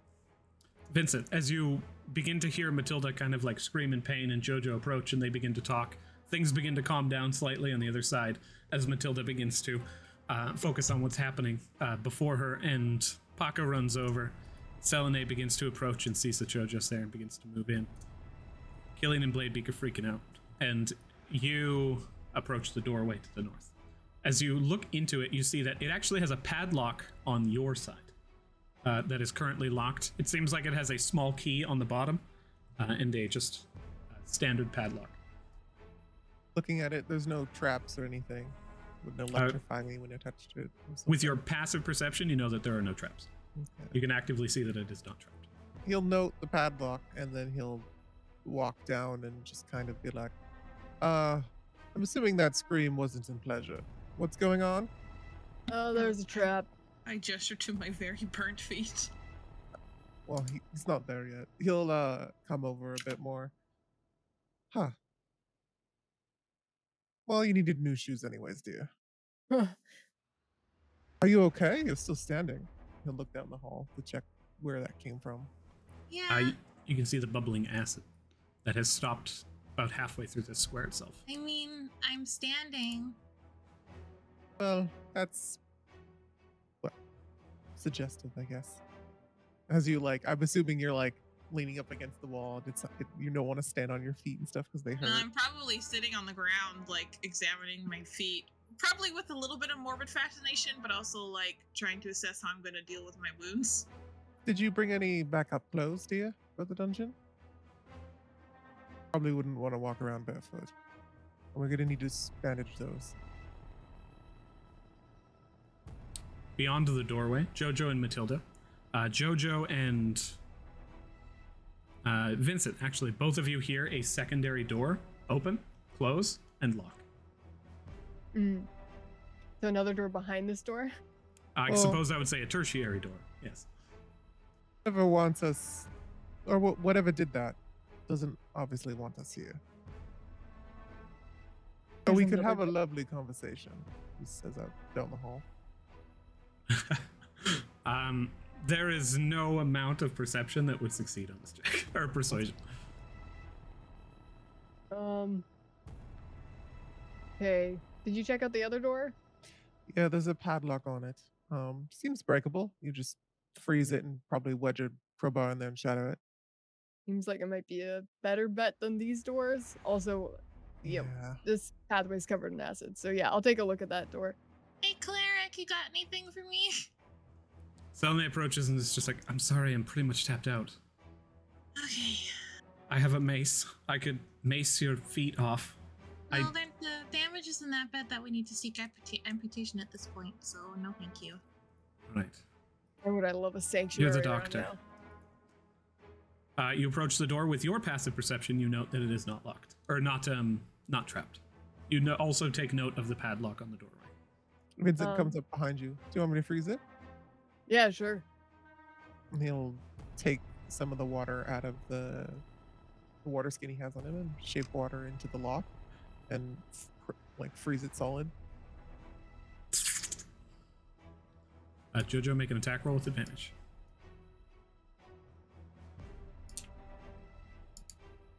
I sort of want to use my sword because things are coming after us anyway.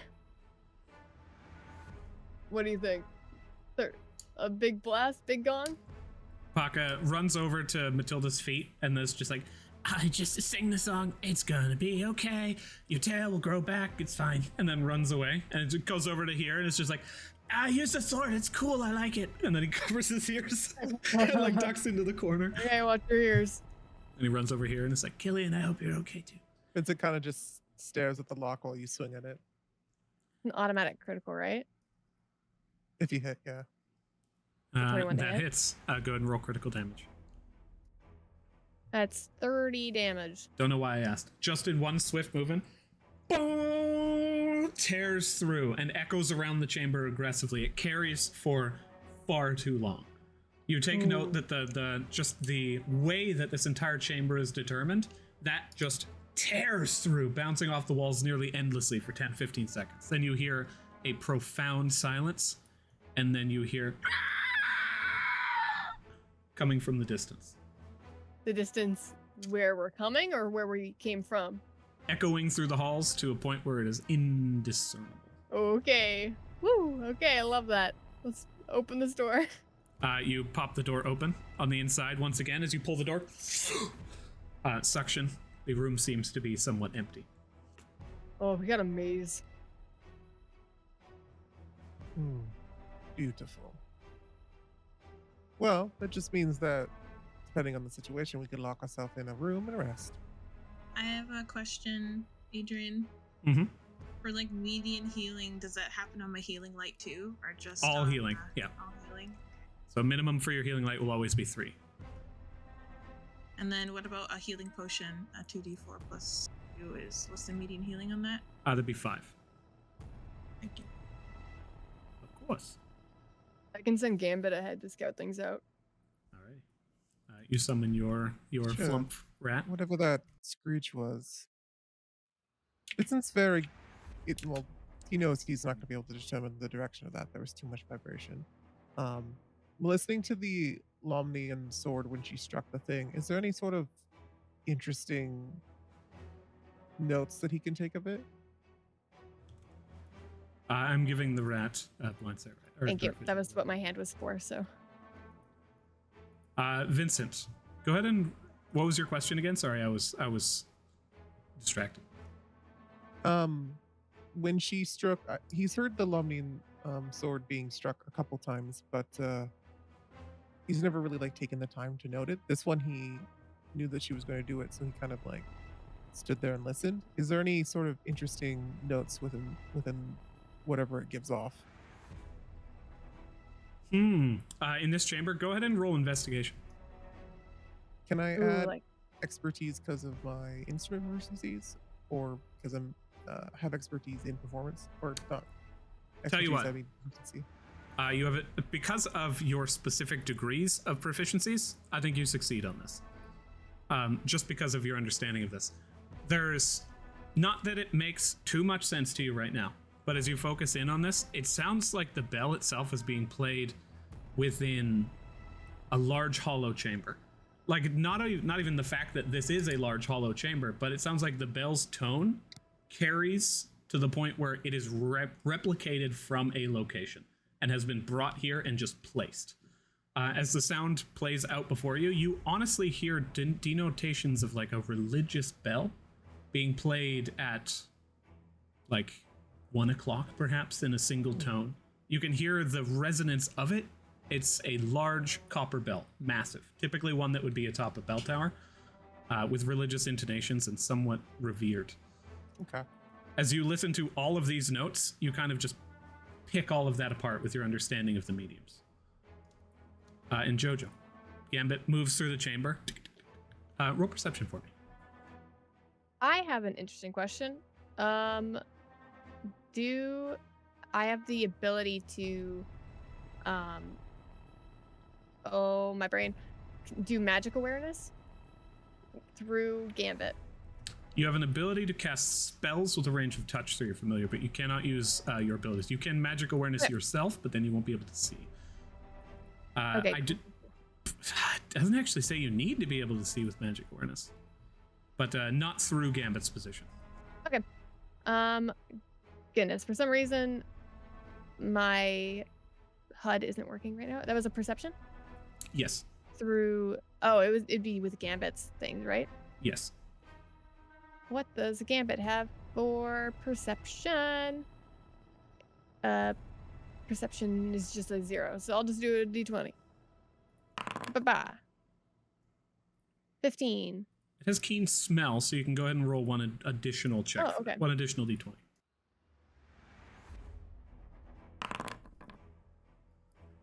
Ooh, 19. better. With a 19, you smell a familiar, acrid scent of brimstone coming, and this kind of just Icarus rot from above you.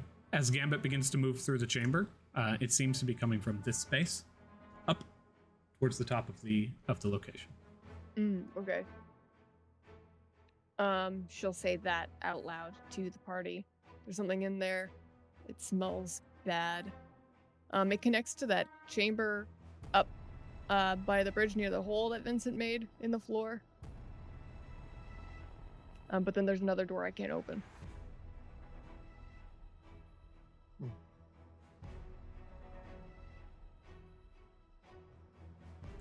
Is there a reason like it's locked? Or? Jojo had switched back. Well, I haven't tried actually, but I'm a rat, or Gambit's a rat. I just didn't know if there was some sort of like magical force field, and you were like, nah. But no. We can give it a try, I guess. I don't want to go back through that way. I prefer to keep my feet, and these shoes are expensive. Yeah, watch for the acrid thing. It smelled really bad. It was like the northeast corner of the chamber. Vincent, to you, that's the scent of an unwashed mow. The description of like acrid brimstone. Interesting. There's more fiends about. It's like infernal BO.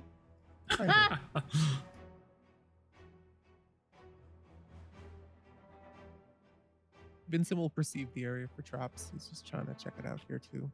You do not sense any. Oh, I see a weird, I guess you could call that a rat. It's kind of fluffy though. Gambit dances flying. happily.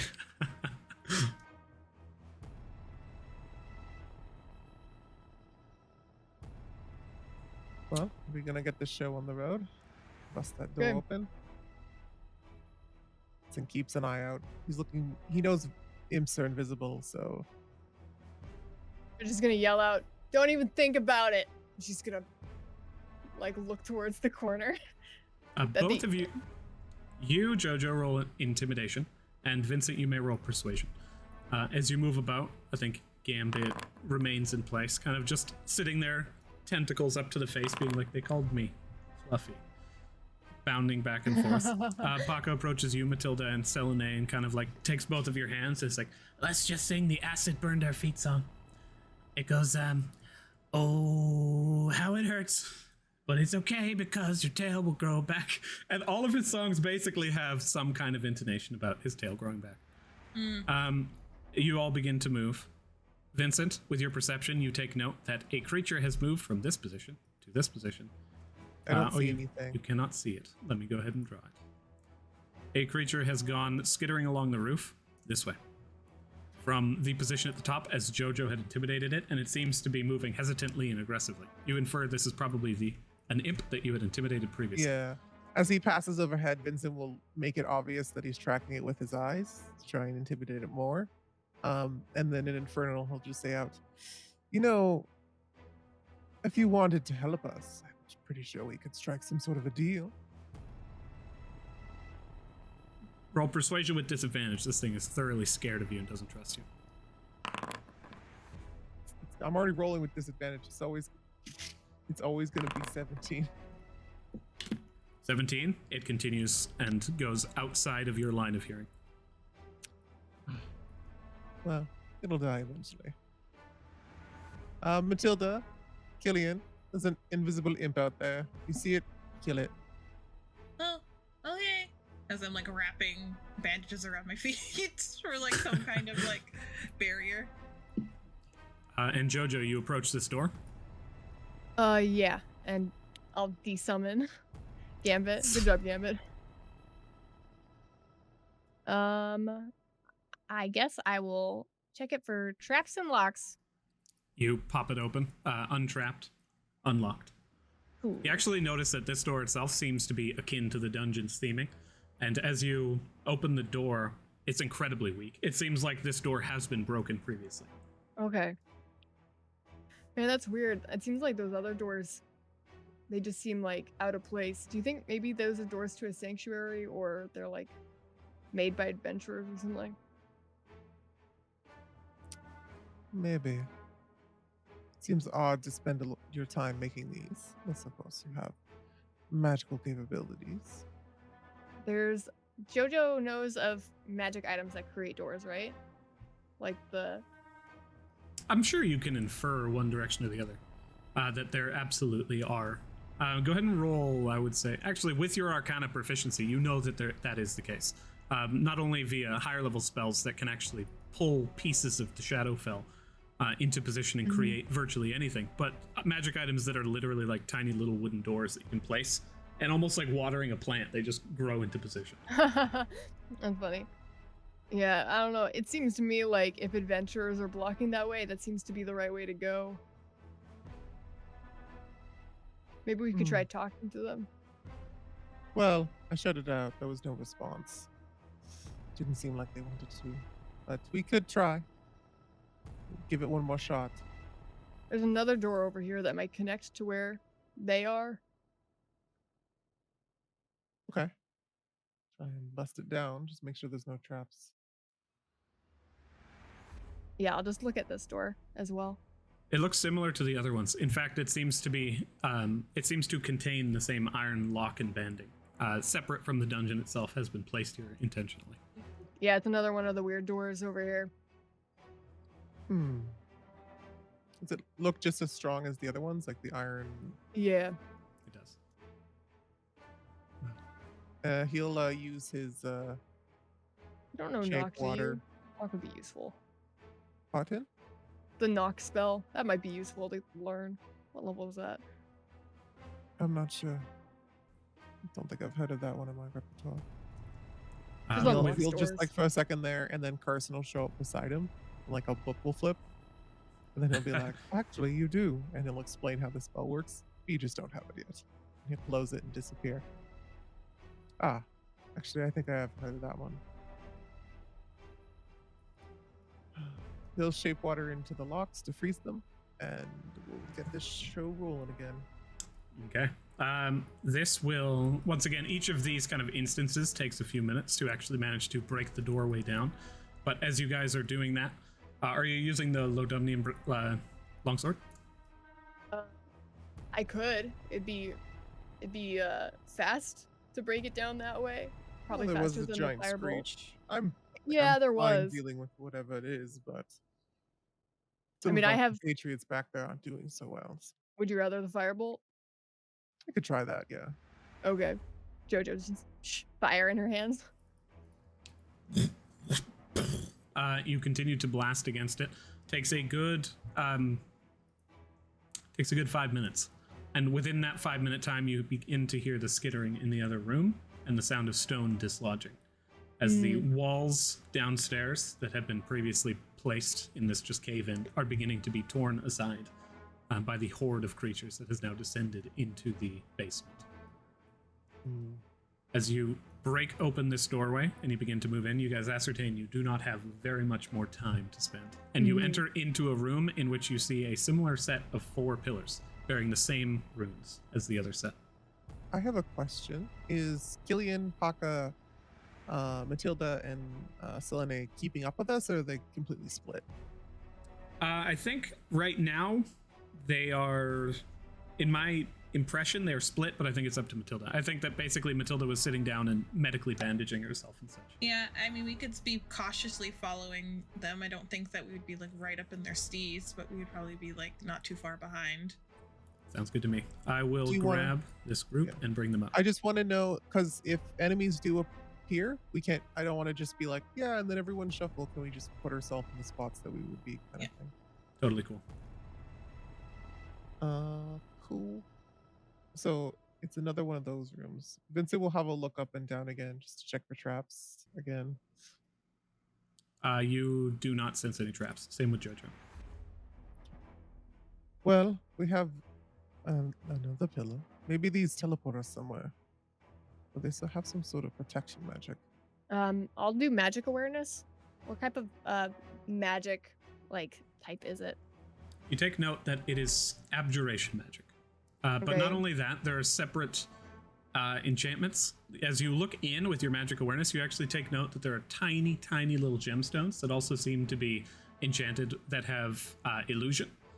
And there are some with just the two, actually. You see abjuration and illusion, both And protection and tricking the mind. And the illusion is just on these gems? Yes, the gemstones seem to form a similar perimeter. They seem to be part of a second intricate spell. Do I think that maybe I could break the illusion spell if I just pluck one of those out of the pillar?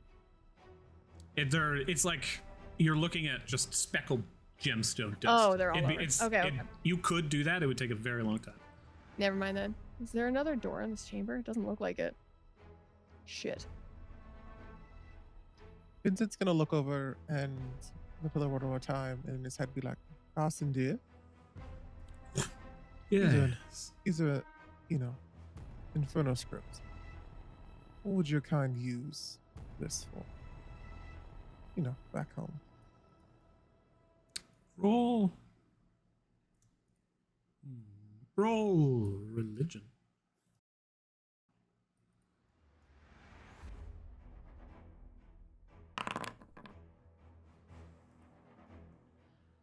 We don't have too much use for protection down there. It's a fool's errand. You're never safe. This seems to be some kind of adaptation, less primitive than what you would find where I'm from. Good to know. Killian, do you think that the thing you can do where you enchant a stone to have a voice thing go off every so often? Oh, Maybe we can you do that?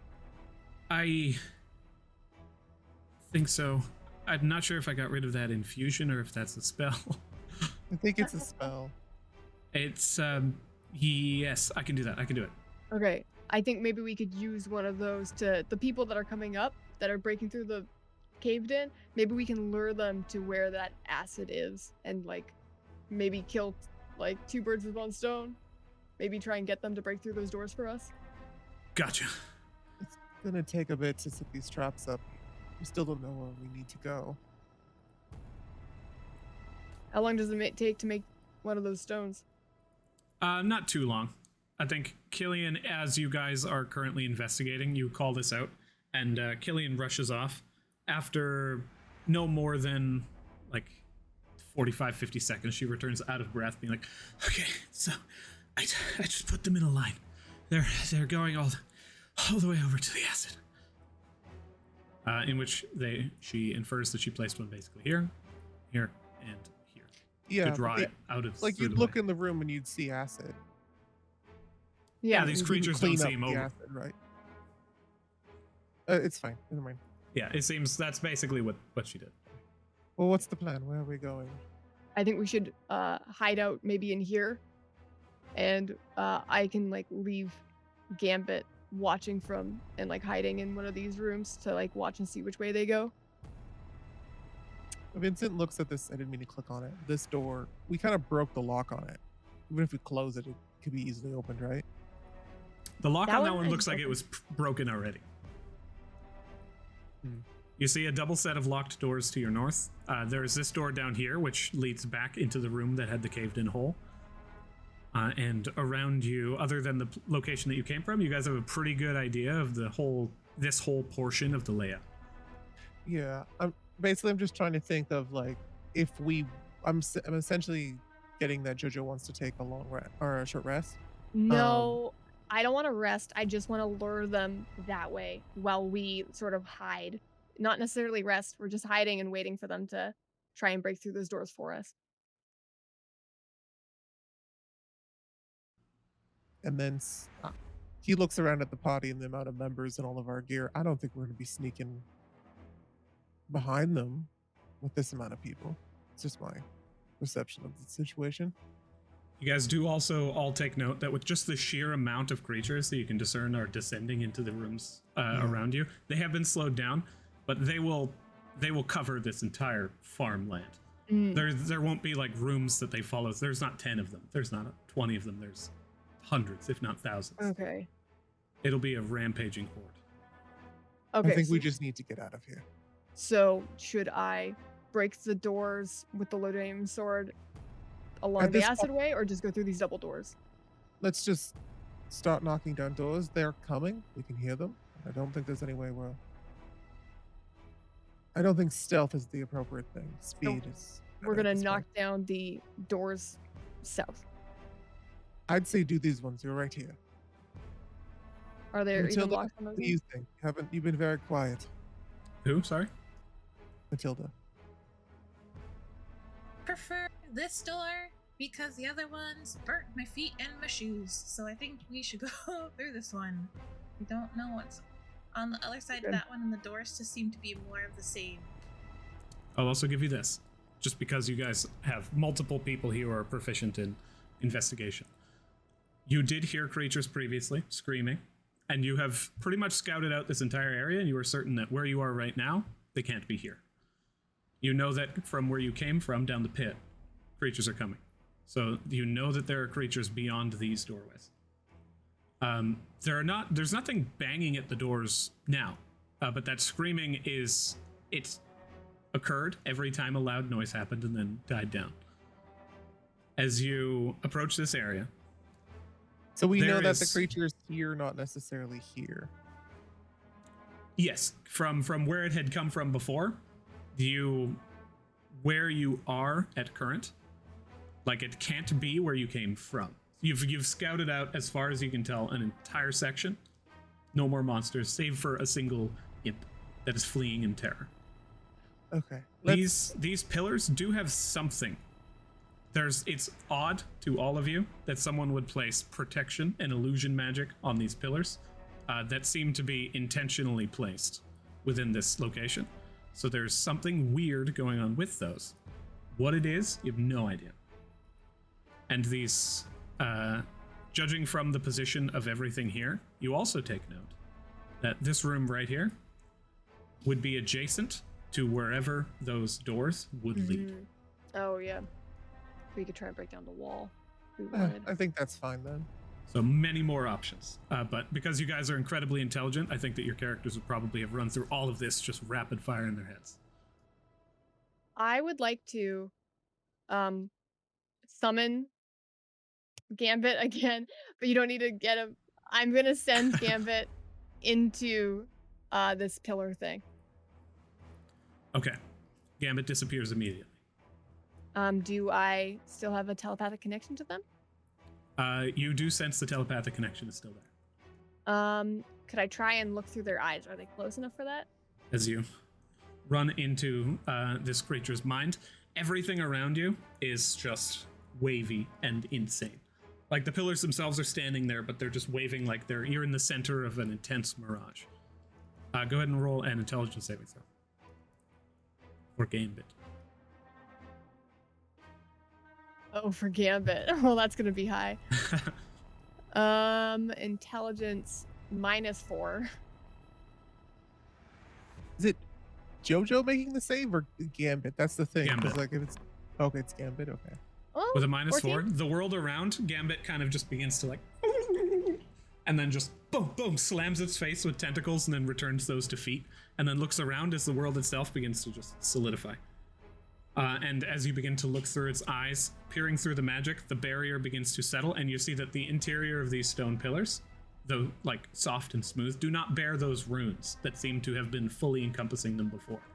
Instead, you see a thin cubby that is inset into the stone that seems to have been carved out and placed back in.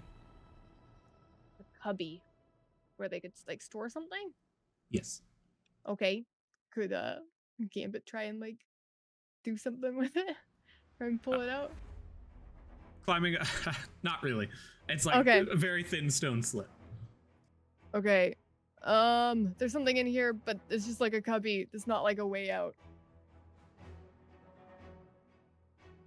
What do you mean there's something in there? Like Gambit went in, they're fine. But there's like the illusion magic that's there. It sort of messes with your mind. And then there's like a cubby, like a drawer in the inside of one of these pillars.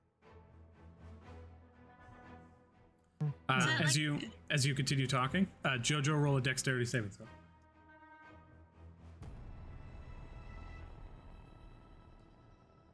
Dexterity. Oh, dexterity. Saving throw. I think I also have a -2 because I'm carrying around that dead guy. Oh, but I have a. Do I see it? You do The not. thing that. Okay. Well then. Actually, great. roll perception if you are now looking for the source of this.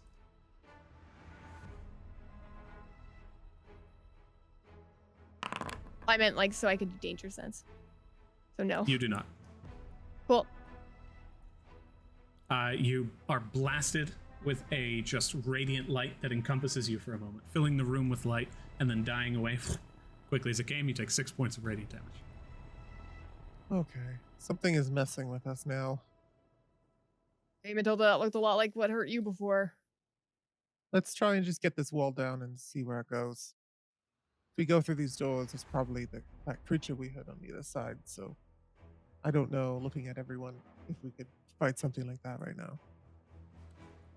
Selene looks at how panicked people seem and rushes up towards the wall. Hey, Pulls this out her is not mace. It panic. doesn't look like This was much. trying to organize. He's gonna And start trying she breaking down that appreciates wall. that. She approaches and looks at the stone wall with her mace and then looks back towards you guys and is just like, Vincent, do you have another one of those explode wall spells on you? I do, but if I do this, I'm kept out for the most Oh. part. Can't I just firebolt it? It's a That would That would take stone way wall. too It's a long. stone wall, yeah.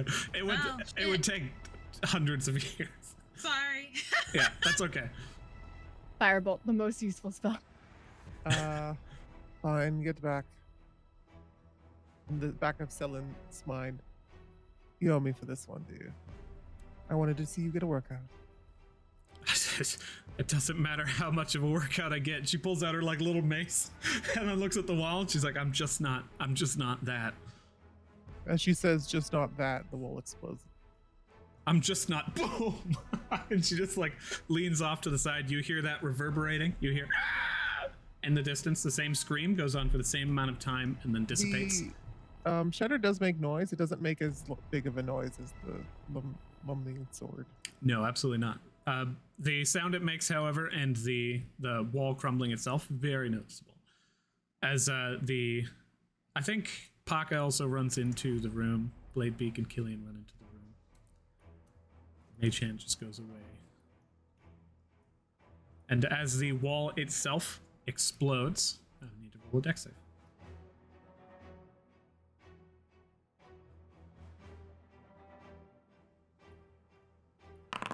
Go ahead and roll damage.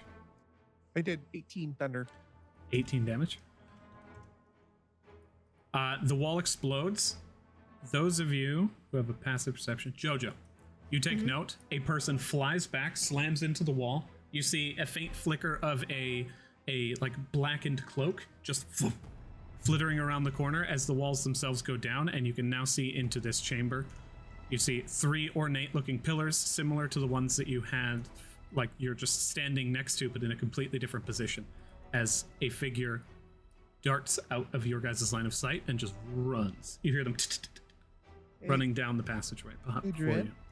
My passives on the side there are incorrect. It says I have like an 11 in perception, but I have a 16. Is it because it's minusing 5 for me being Correct. exhausted? Oh, okay. Okay. You hear the sound of creatures digging away at stone, and it becomes more and more evident. But they have not broken through yet. I think we need to go. Yep, let's go. You guys turn. You make your way in and towards, and as you glance down the long pathway before you, you see it just continues. Far, far off into the pure pitch darkness. You can still hear the footsteps of someone running away at just incredible speeds. And as you all approach, Vincent, roll a wisdom saving throw. Selene and Killian roll a wisdom saving throw. Matilda, actually everybody roll a wisdom saving throw, except for Jojo. I have a question. Is my speed impacted because I don't have shoes? Not because you don't have shoes, but your feet are heavily burned. Mechanically speaking, when you healed, that basically became scar tissue at the moment.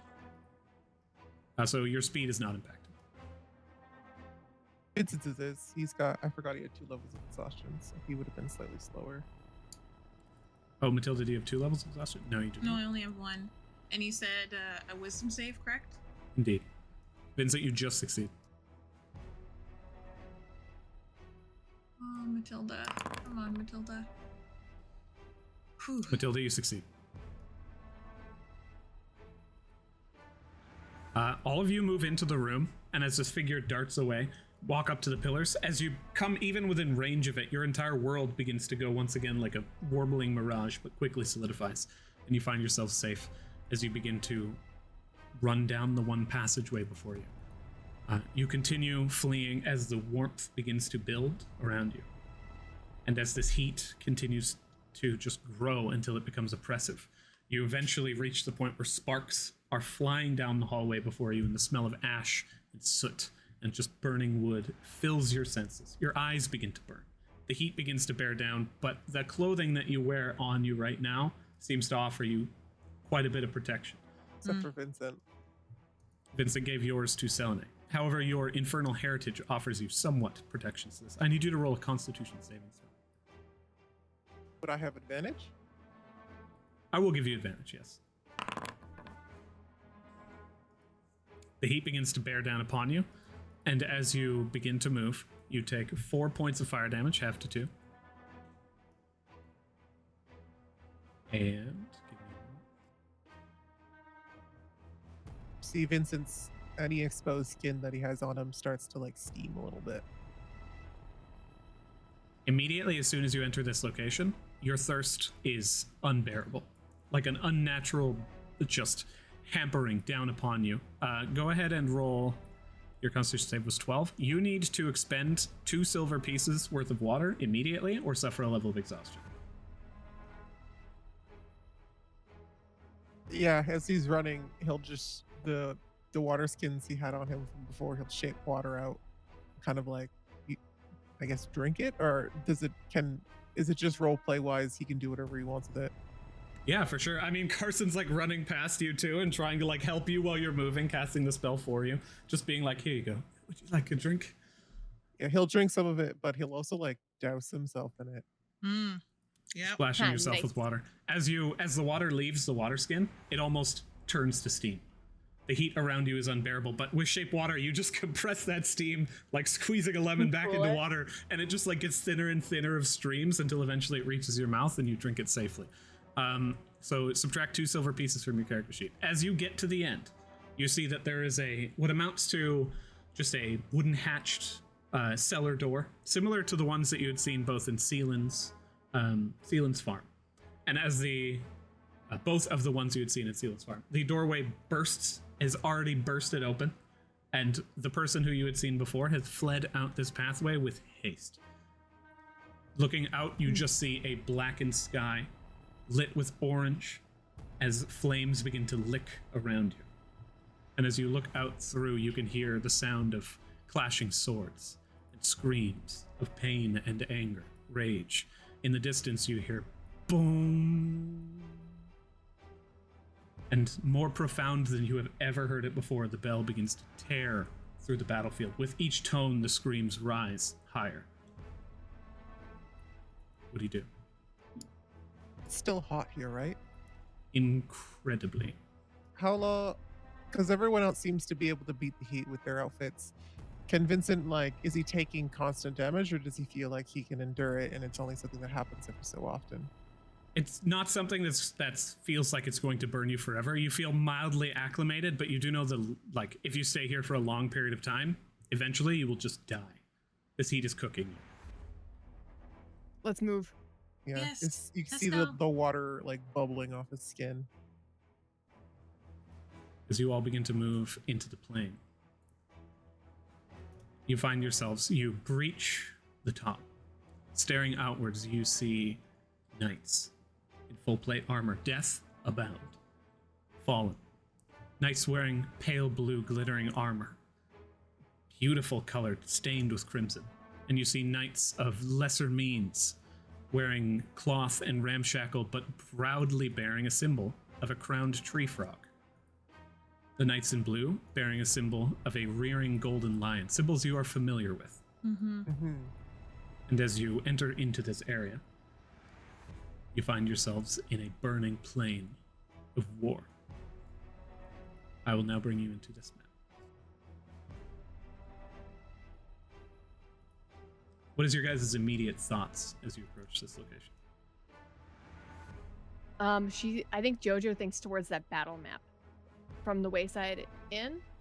How much does this area align with that map? Like the battle structure, like where everyone's placed. I'm sure like this is post chaos, so like, you know, all planning goes to the wind in war. Mhm. So so whether or not it matches up well is like probably unlikely, but at least like battle terrain would have stayed the same.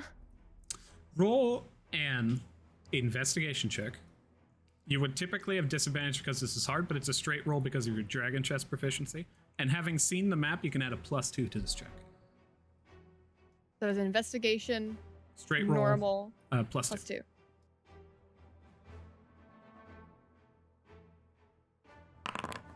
Come on. Yes. 25. Quite good.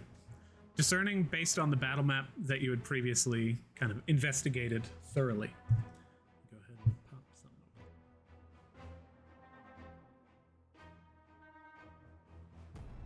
You take note that you are rather close to the end of the perimeter that had been set up by the battle map. Based on the location, the person who had been looking at the map was likely a member of the Crowned Frogs from the just glittering beauty of their pieces versus the just broken wood of the lions. However, the lions here have a dominating presence. They are just crushing the frogs on this side of the battle. Judging by the numbers, you ascertain that you are at the end of this war zone, nearing the capital city of the enemy. Oh, okay. Enemy being the lions. Indeed. Okay, cool. Matilda's dude, trying. And now, Oh, go ahead, Matilda.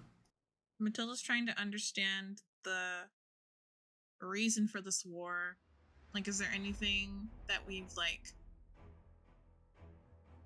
Maybe that's a different question, but yeah, never mind. Can't I think really it's tell a- that on the battlefield. It's a very good question, I think. But judging from, and because of your understanding of the intricacies of mystery, you know that you don't have enough information for the answer. Yeah. You all arrive and you stare forward as you see this just mad you- battle continue. Did you need our thoughts because of like a spell reason, or? Just curious. Oh, okay. Vincent's wondering whether or not he needs to take his shirt on or off at this point.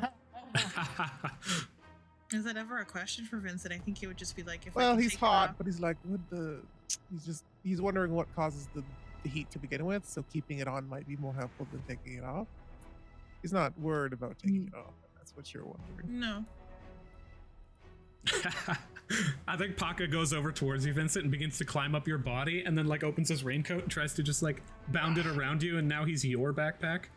It offers no protection, but he's like, Don't worry, I can help. It's okay, Paka. I got this. And his Also, you're making things warmer. I'm very sweaty. He jumps off. It's actually just take this, and Vince will strip off his shirt. Okay. Puts Takes in it and his just bag, holds onto it. Oh yeah. and it gives him his like cloak. You bring yourself down to like as much clothing as you can bear in this moment. As you find yourselves in this just plane of battle, you can see Tamara that and Matilda and Jojo, what are your passive perceptions? Mm-hmm. I think 13? 14. Look. Yeah. we are currently at 14. Matilda is at 9, Vincent you're at 11, Killian is at 5, and Jojo is at Oh, 13. ouch, Killian. Okay. I think Jojo's the only one who notices this. When Vincent takes off his shirt, because you've never actually seen it with the shirt completely off, and he like passes it over to Killian and then to Paka and puts it in the bag. Along his black back, you see a bunch of just scars, and Oh. you would know what would have made these. You've seen them be used down in the pits all the time. They're whip marks. Mm. And there's quite a few of them, probably 20 or 30 of them.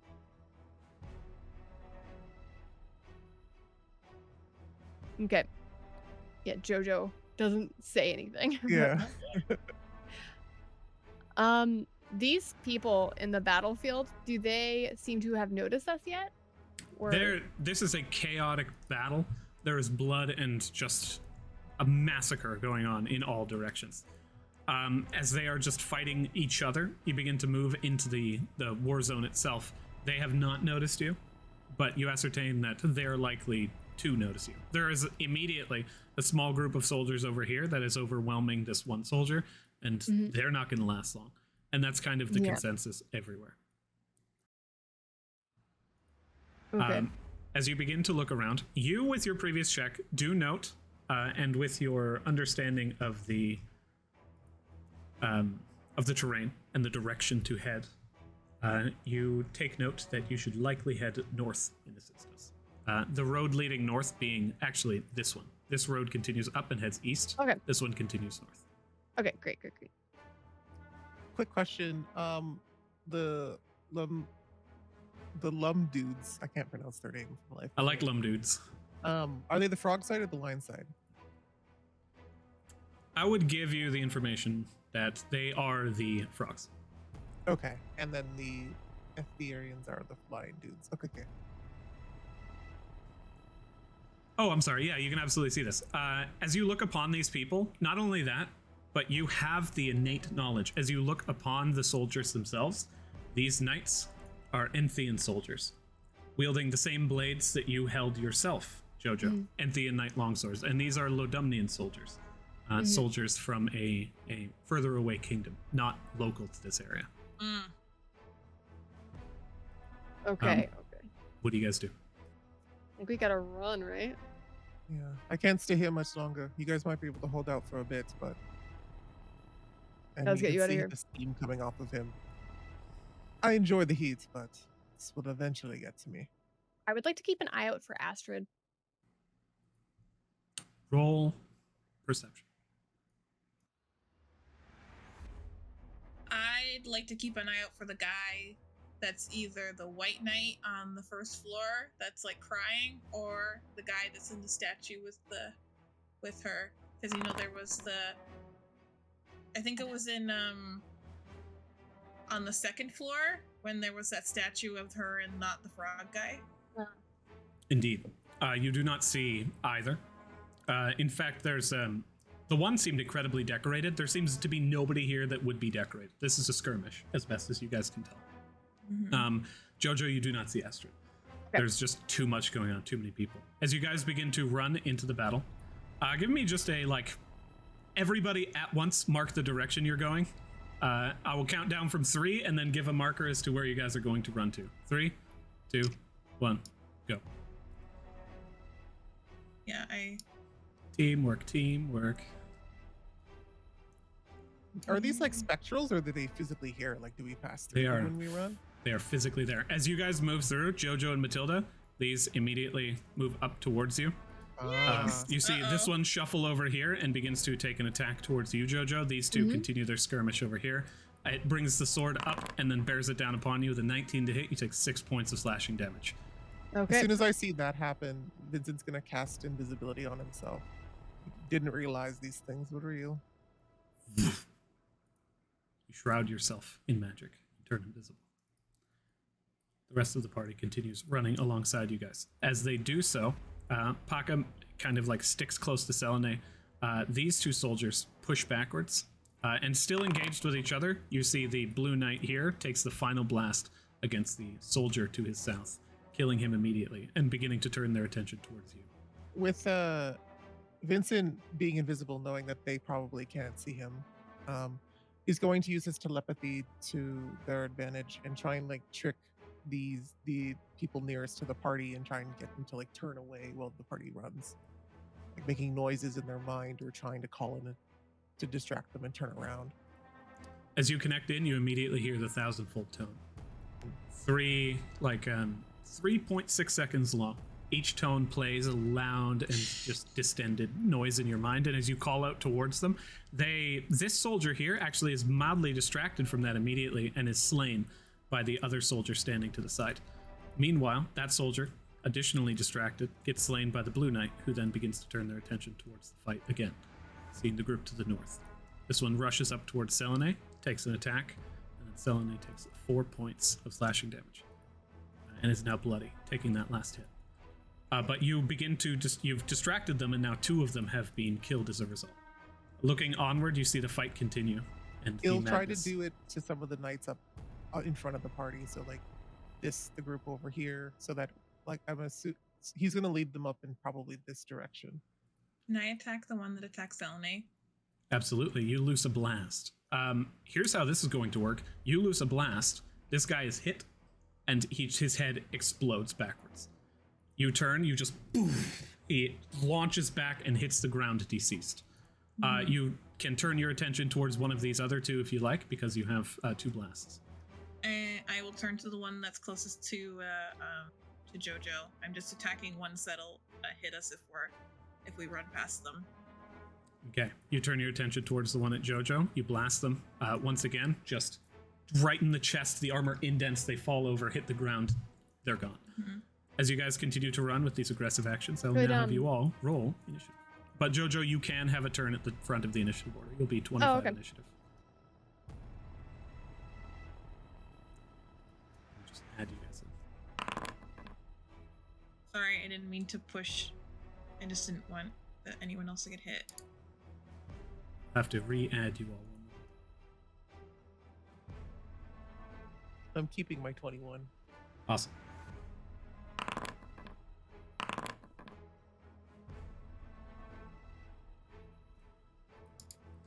Vincent, you had 21. That's negative 4. I rolled a 17. You have disadvantage. Why? Because you're exhausted. It's an ability check. Oh shit. Jojo, you begin first.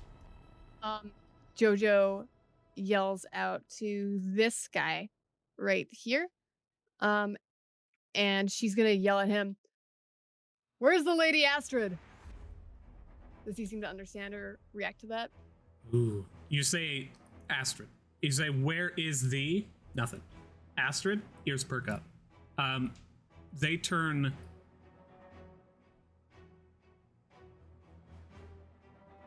Roll persuasion. Jojo's specialty. My specialty. Persuasion. Got this, Jojo. Normal. Not 10. bad, not bad. They look towards you aggressively. Oh shit. Okay. At the mention of Astrid, the creature runs up towards you and attempts to take a swing of a weapon. With your passive insight, currently at disadvantage. I'm not exhausted. Oh, that's right.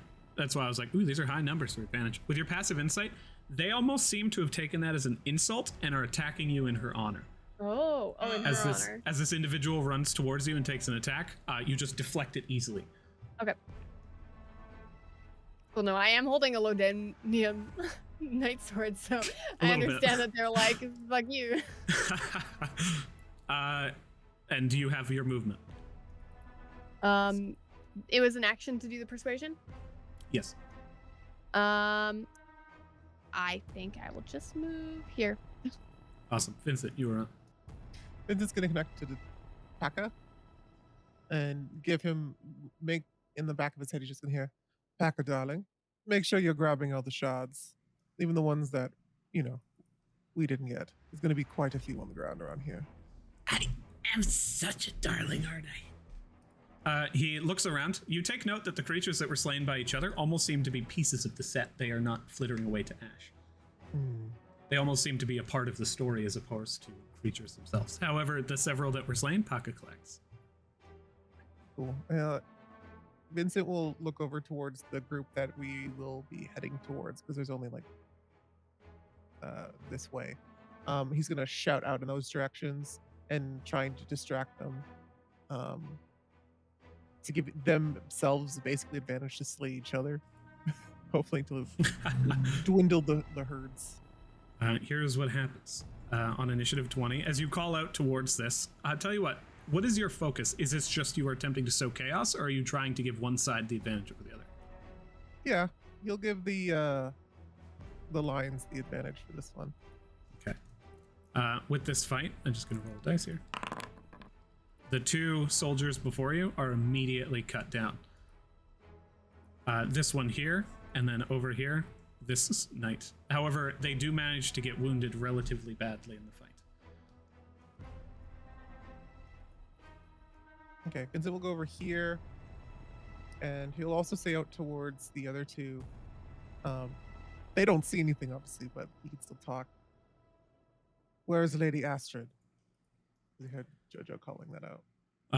Roll deception here, because you are invisible.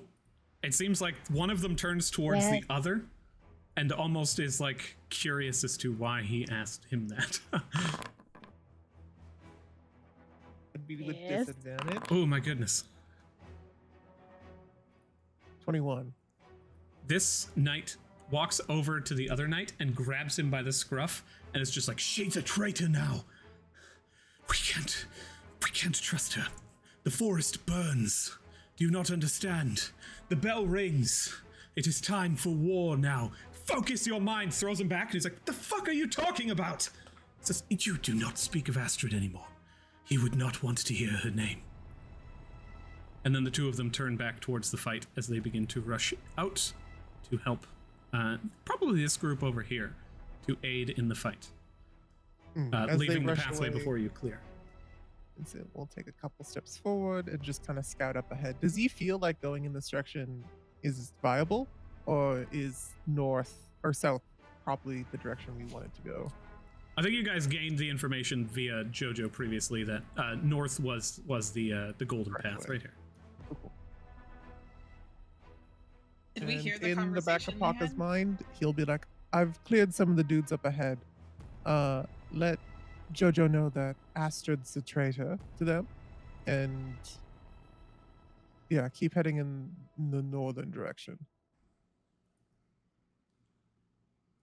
The fight continues. Paka begins to run, and he collects up the things, all of the things that he managed to get, and as he just barrels through and maintains a perimeter around you guys. Right now, the pathway that you have is clear. The enemies around you do not seem like they are going to particularly rush towards you to fight you, as they all seem to be engaged otherwise. Selene runs alongside the rest of the party, and Matilda, you can have a turn, and then we're basically free.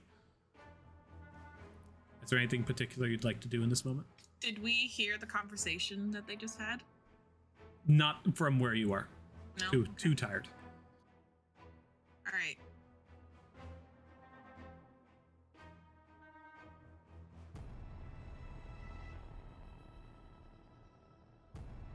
I'm just gonna try to absorb as much information as I can. Although it's very limited, I'm still gonna try and then move my way over. Roll perception. Oh, are you trying to like, how are you attempting to discern this information, rather? I'm just trying to like scan and see if there's like any like patterns, or if there's any connections that I can make to other information that I've had that I've already assessed. Because this is like a new floor, so either Yeah, I'm just trying to see if there's any connections that I can make to the information I already have. Okay. Roll investigation. Because Matilda understands it's a cohesive story, so just trying to kind of figure out where in the story this fits. If that makes sense. Disadvantage, because this sucks being exhausted. Fuck, man! Exhaustion is ruthless. Yeah. You move. It's just right now. It's just all hot. too much. In fact, it's frustrating to you that you have so little access to your mind when your body is like this. It's really beginning to become a prolific knowledge in your mind that your body is your mind. And before, maybe you would consider it to be separate, especially with creatures being like, it's hot. And then the other creature in mind being like, what if you dove in the flames? Then the stone around you would feel cool. Like eating chili on a hot day. It's a good idea. You should do it. Try it. As everything is just non-stop. It just fucking sucks. It's the best way I could say it. And you run, you dive down in these jagged stone walls, and as you continue, Jojo, it is your turn. Okay, Jojo will rush forward with her 40 feet of movement. Considering dashing, gods, I really want to hit the sword on the ground. Oh, I want you to do it too, so bad. I do it so bad, but I only have 16 hit points. Oh, sorry, I'm not supposed to say that out loud. I am weak, Bab, right now. I know. I think we should just keep running. I'll dash. That's 80. Okay. Killian is basically following suit alongside you, taking perimeter around you. As you guys reach the northern pathway, only a few knights remain, but this one takes the blade over to the other and slays. As you had called out previously, Vincent, and they begin to look in, they just see this massive horde of people. They turn, take a few steps, and begin to shore themselves up to flee. As they turn and begin to make their way down the pathway, you hear boom in the distance. As that tone pours through, you can almost see the dust carried away by the shockwave. And as it passes over their body, they turn their attention towards you again and begin to rush in. The creature stands no chance. As it runs towards you guys, with your onslaught as a group, they fall. And as you make your way up the northern pathway, Vince is still invisible and now kind of intermingling with the crowd of allies around you. You reach the top of the path. Continue running towards the sound. Which one of you is the most hurt? Jojo. Roll a dexterity saving throw. Okay. Oh, is that how this ability works? Do I see it? Do I see it? You can see it. Okay. So advantage at least. You still have that body on you? You. So -2 to whatever I roll. Okay, that's not bad. 21. That's 19. That's good. As you are running, you see in the distance, you hear as a trebuchet looses a flaming bolt covered. You can see the oil trailing behind it as it flies in towards you. And as it approaches, you see it dig into the ground. As you manage to dodge out of the way, everyone scatters. As it digs into the ground, the flames begin to spread almost as though they are alive and begin to move out throughout the area. You take note, in the center of this ball is a central azure flame that almost seems to be controlling the flames around it. And as the flames hit the zenith of their positioning, the azure flame flitters out and disappears. You all continue running. And as you make your way towards the end of this northern pathway, you find yourself along the southern path of the same place. The battle reset, seemingly endlessly, as the knights once again begin their onslaught of each other. Does it seem to be looping, or it's just like more battle? Things are different. Things are, as you look about it, it seems uncanny, but something has changed. You feel like you have made the right choice by traveling north along this pathway. Still very warm, right? Incredibly boilingly hot. Vincent, you take 3 points of fire damage. Half to 1. Beautiful. And as you all begin to move once again into this just battlefield of endless suffering, that is where we will end today's session. Thank you all so much for coming. and as we continue this madness into the next week. As always. Bye, everybody. Yeah.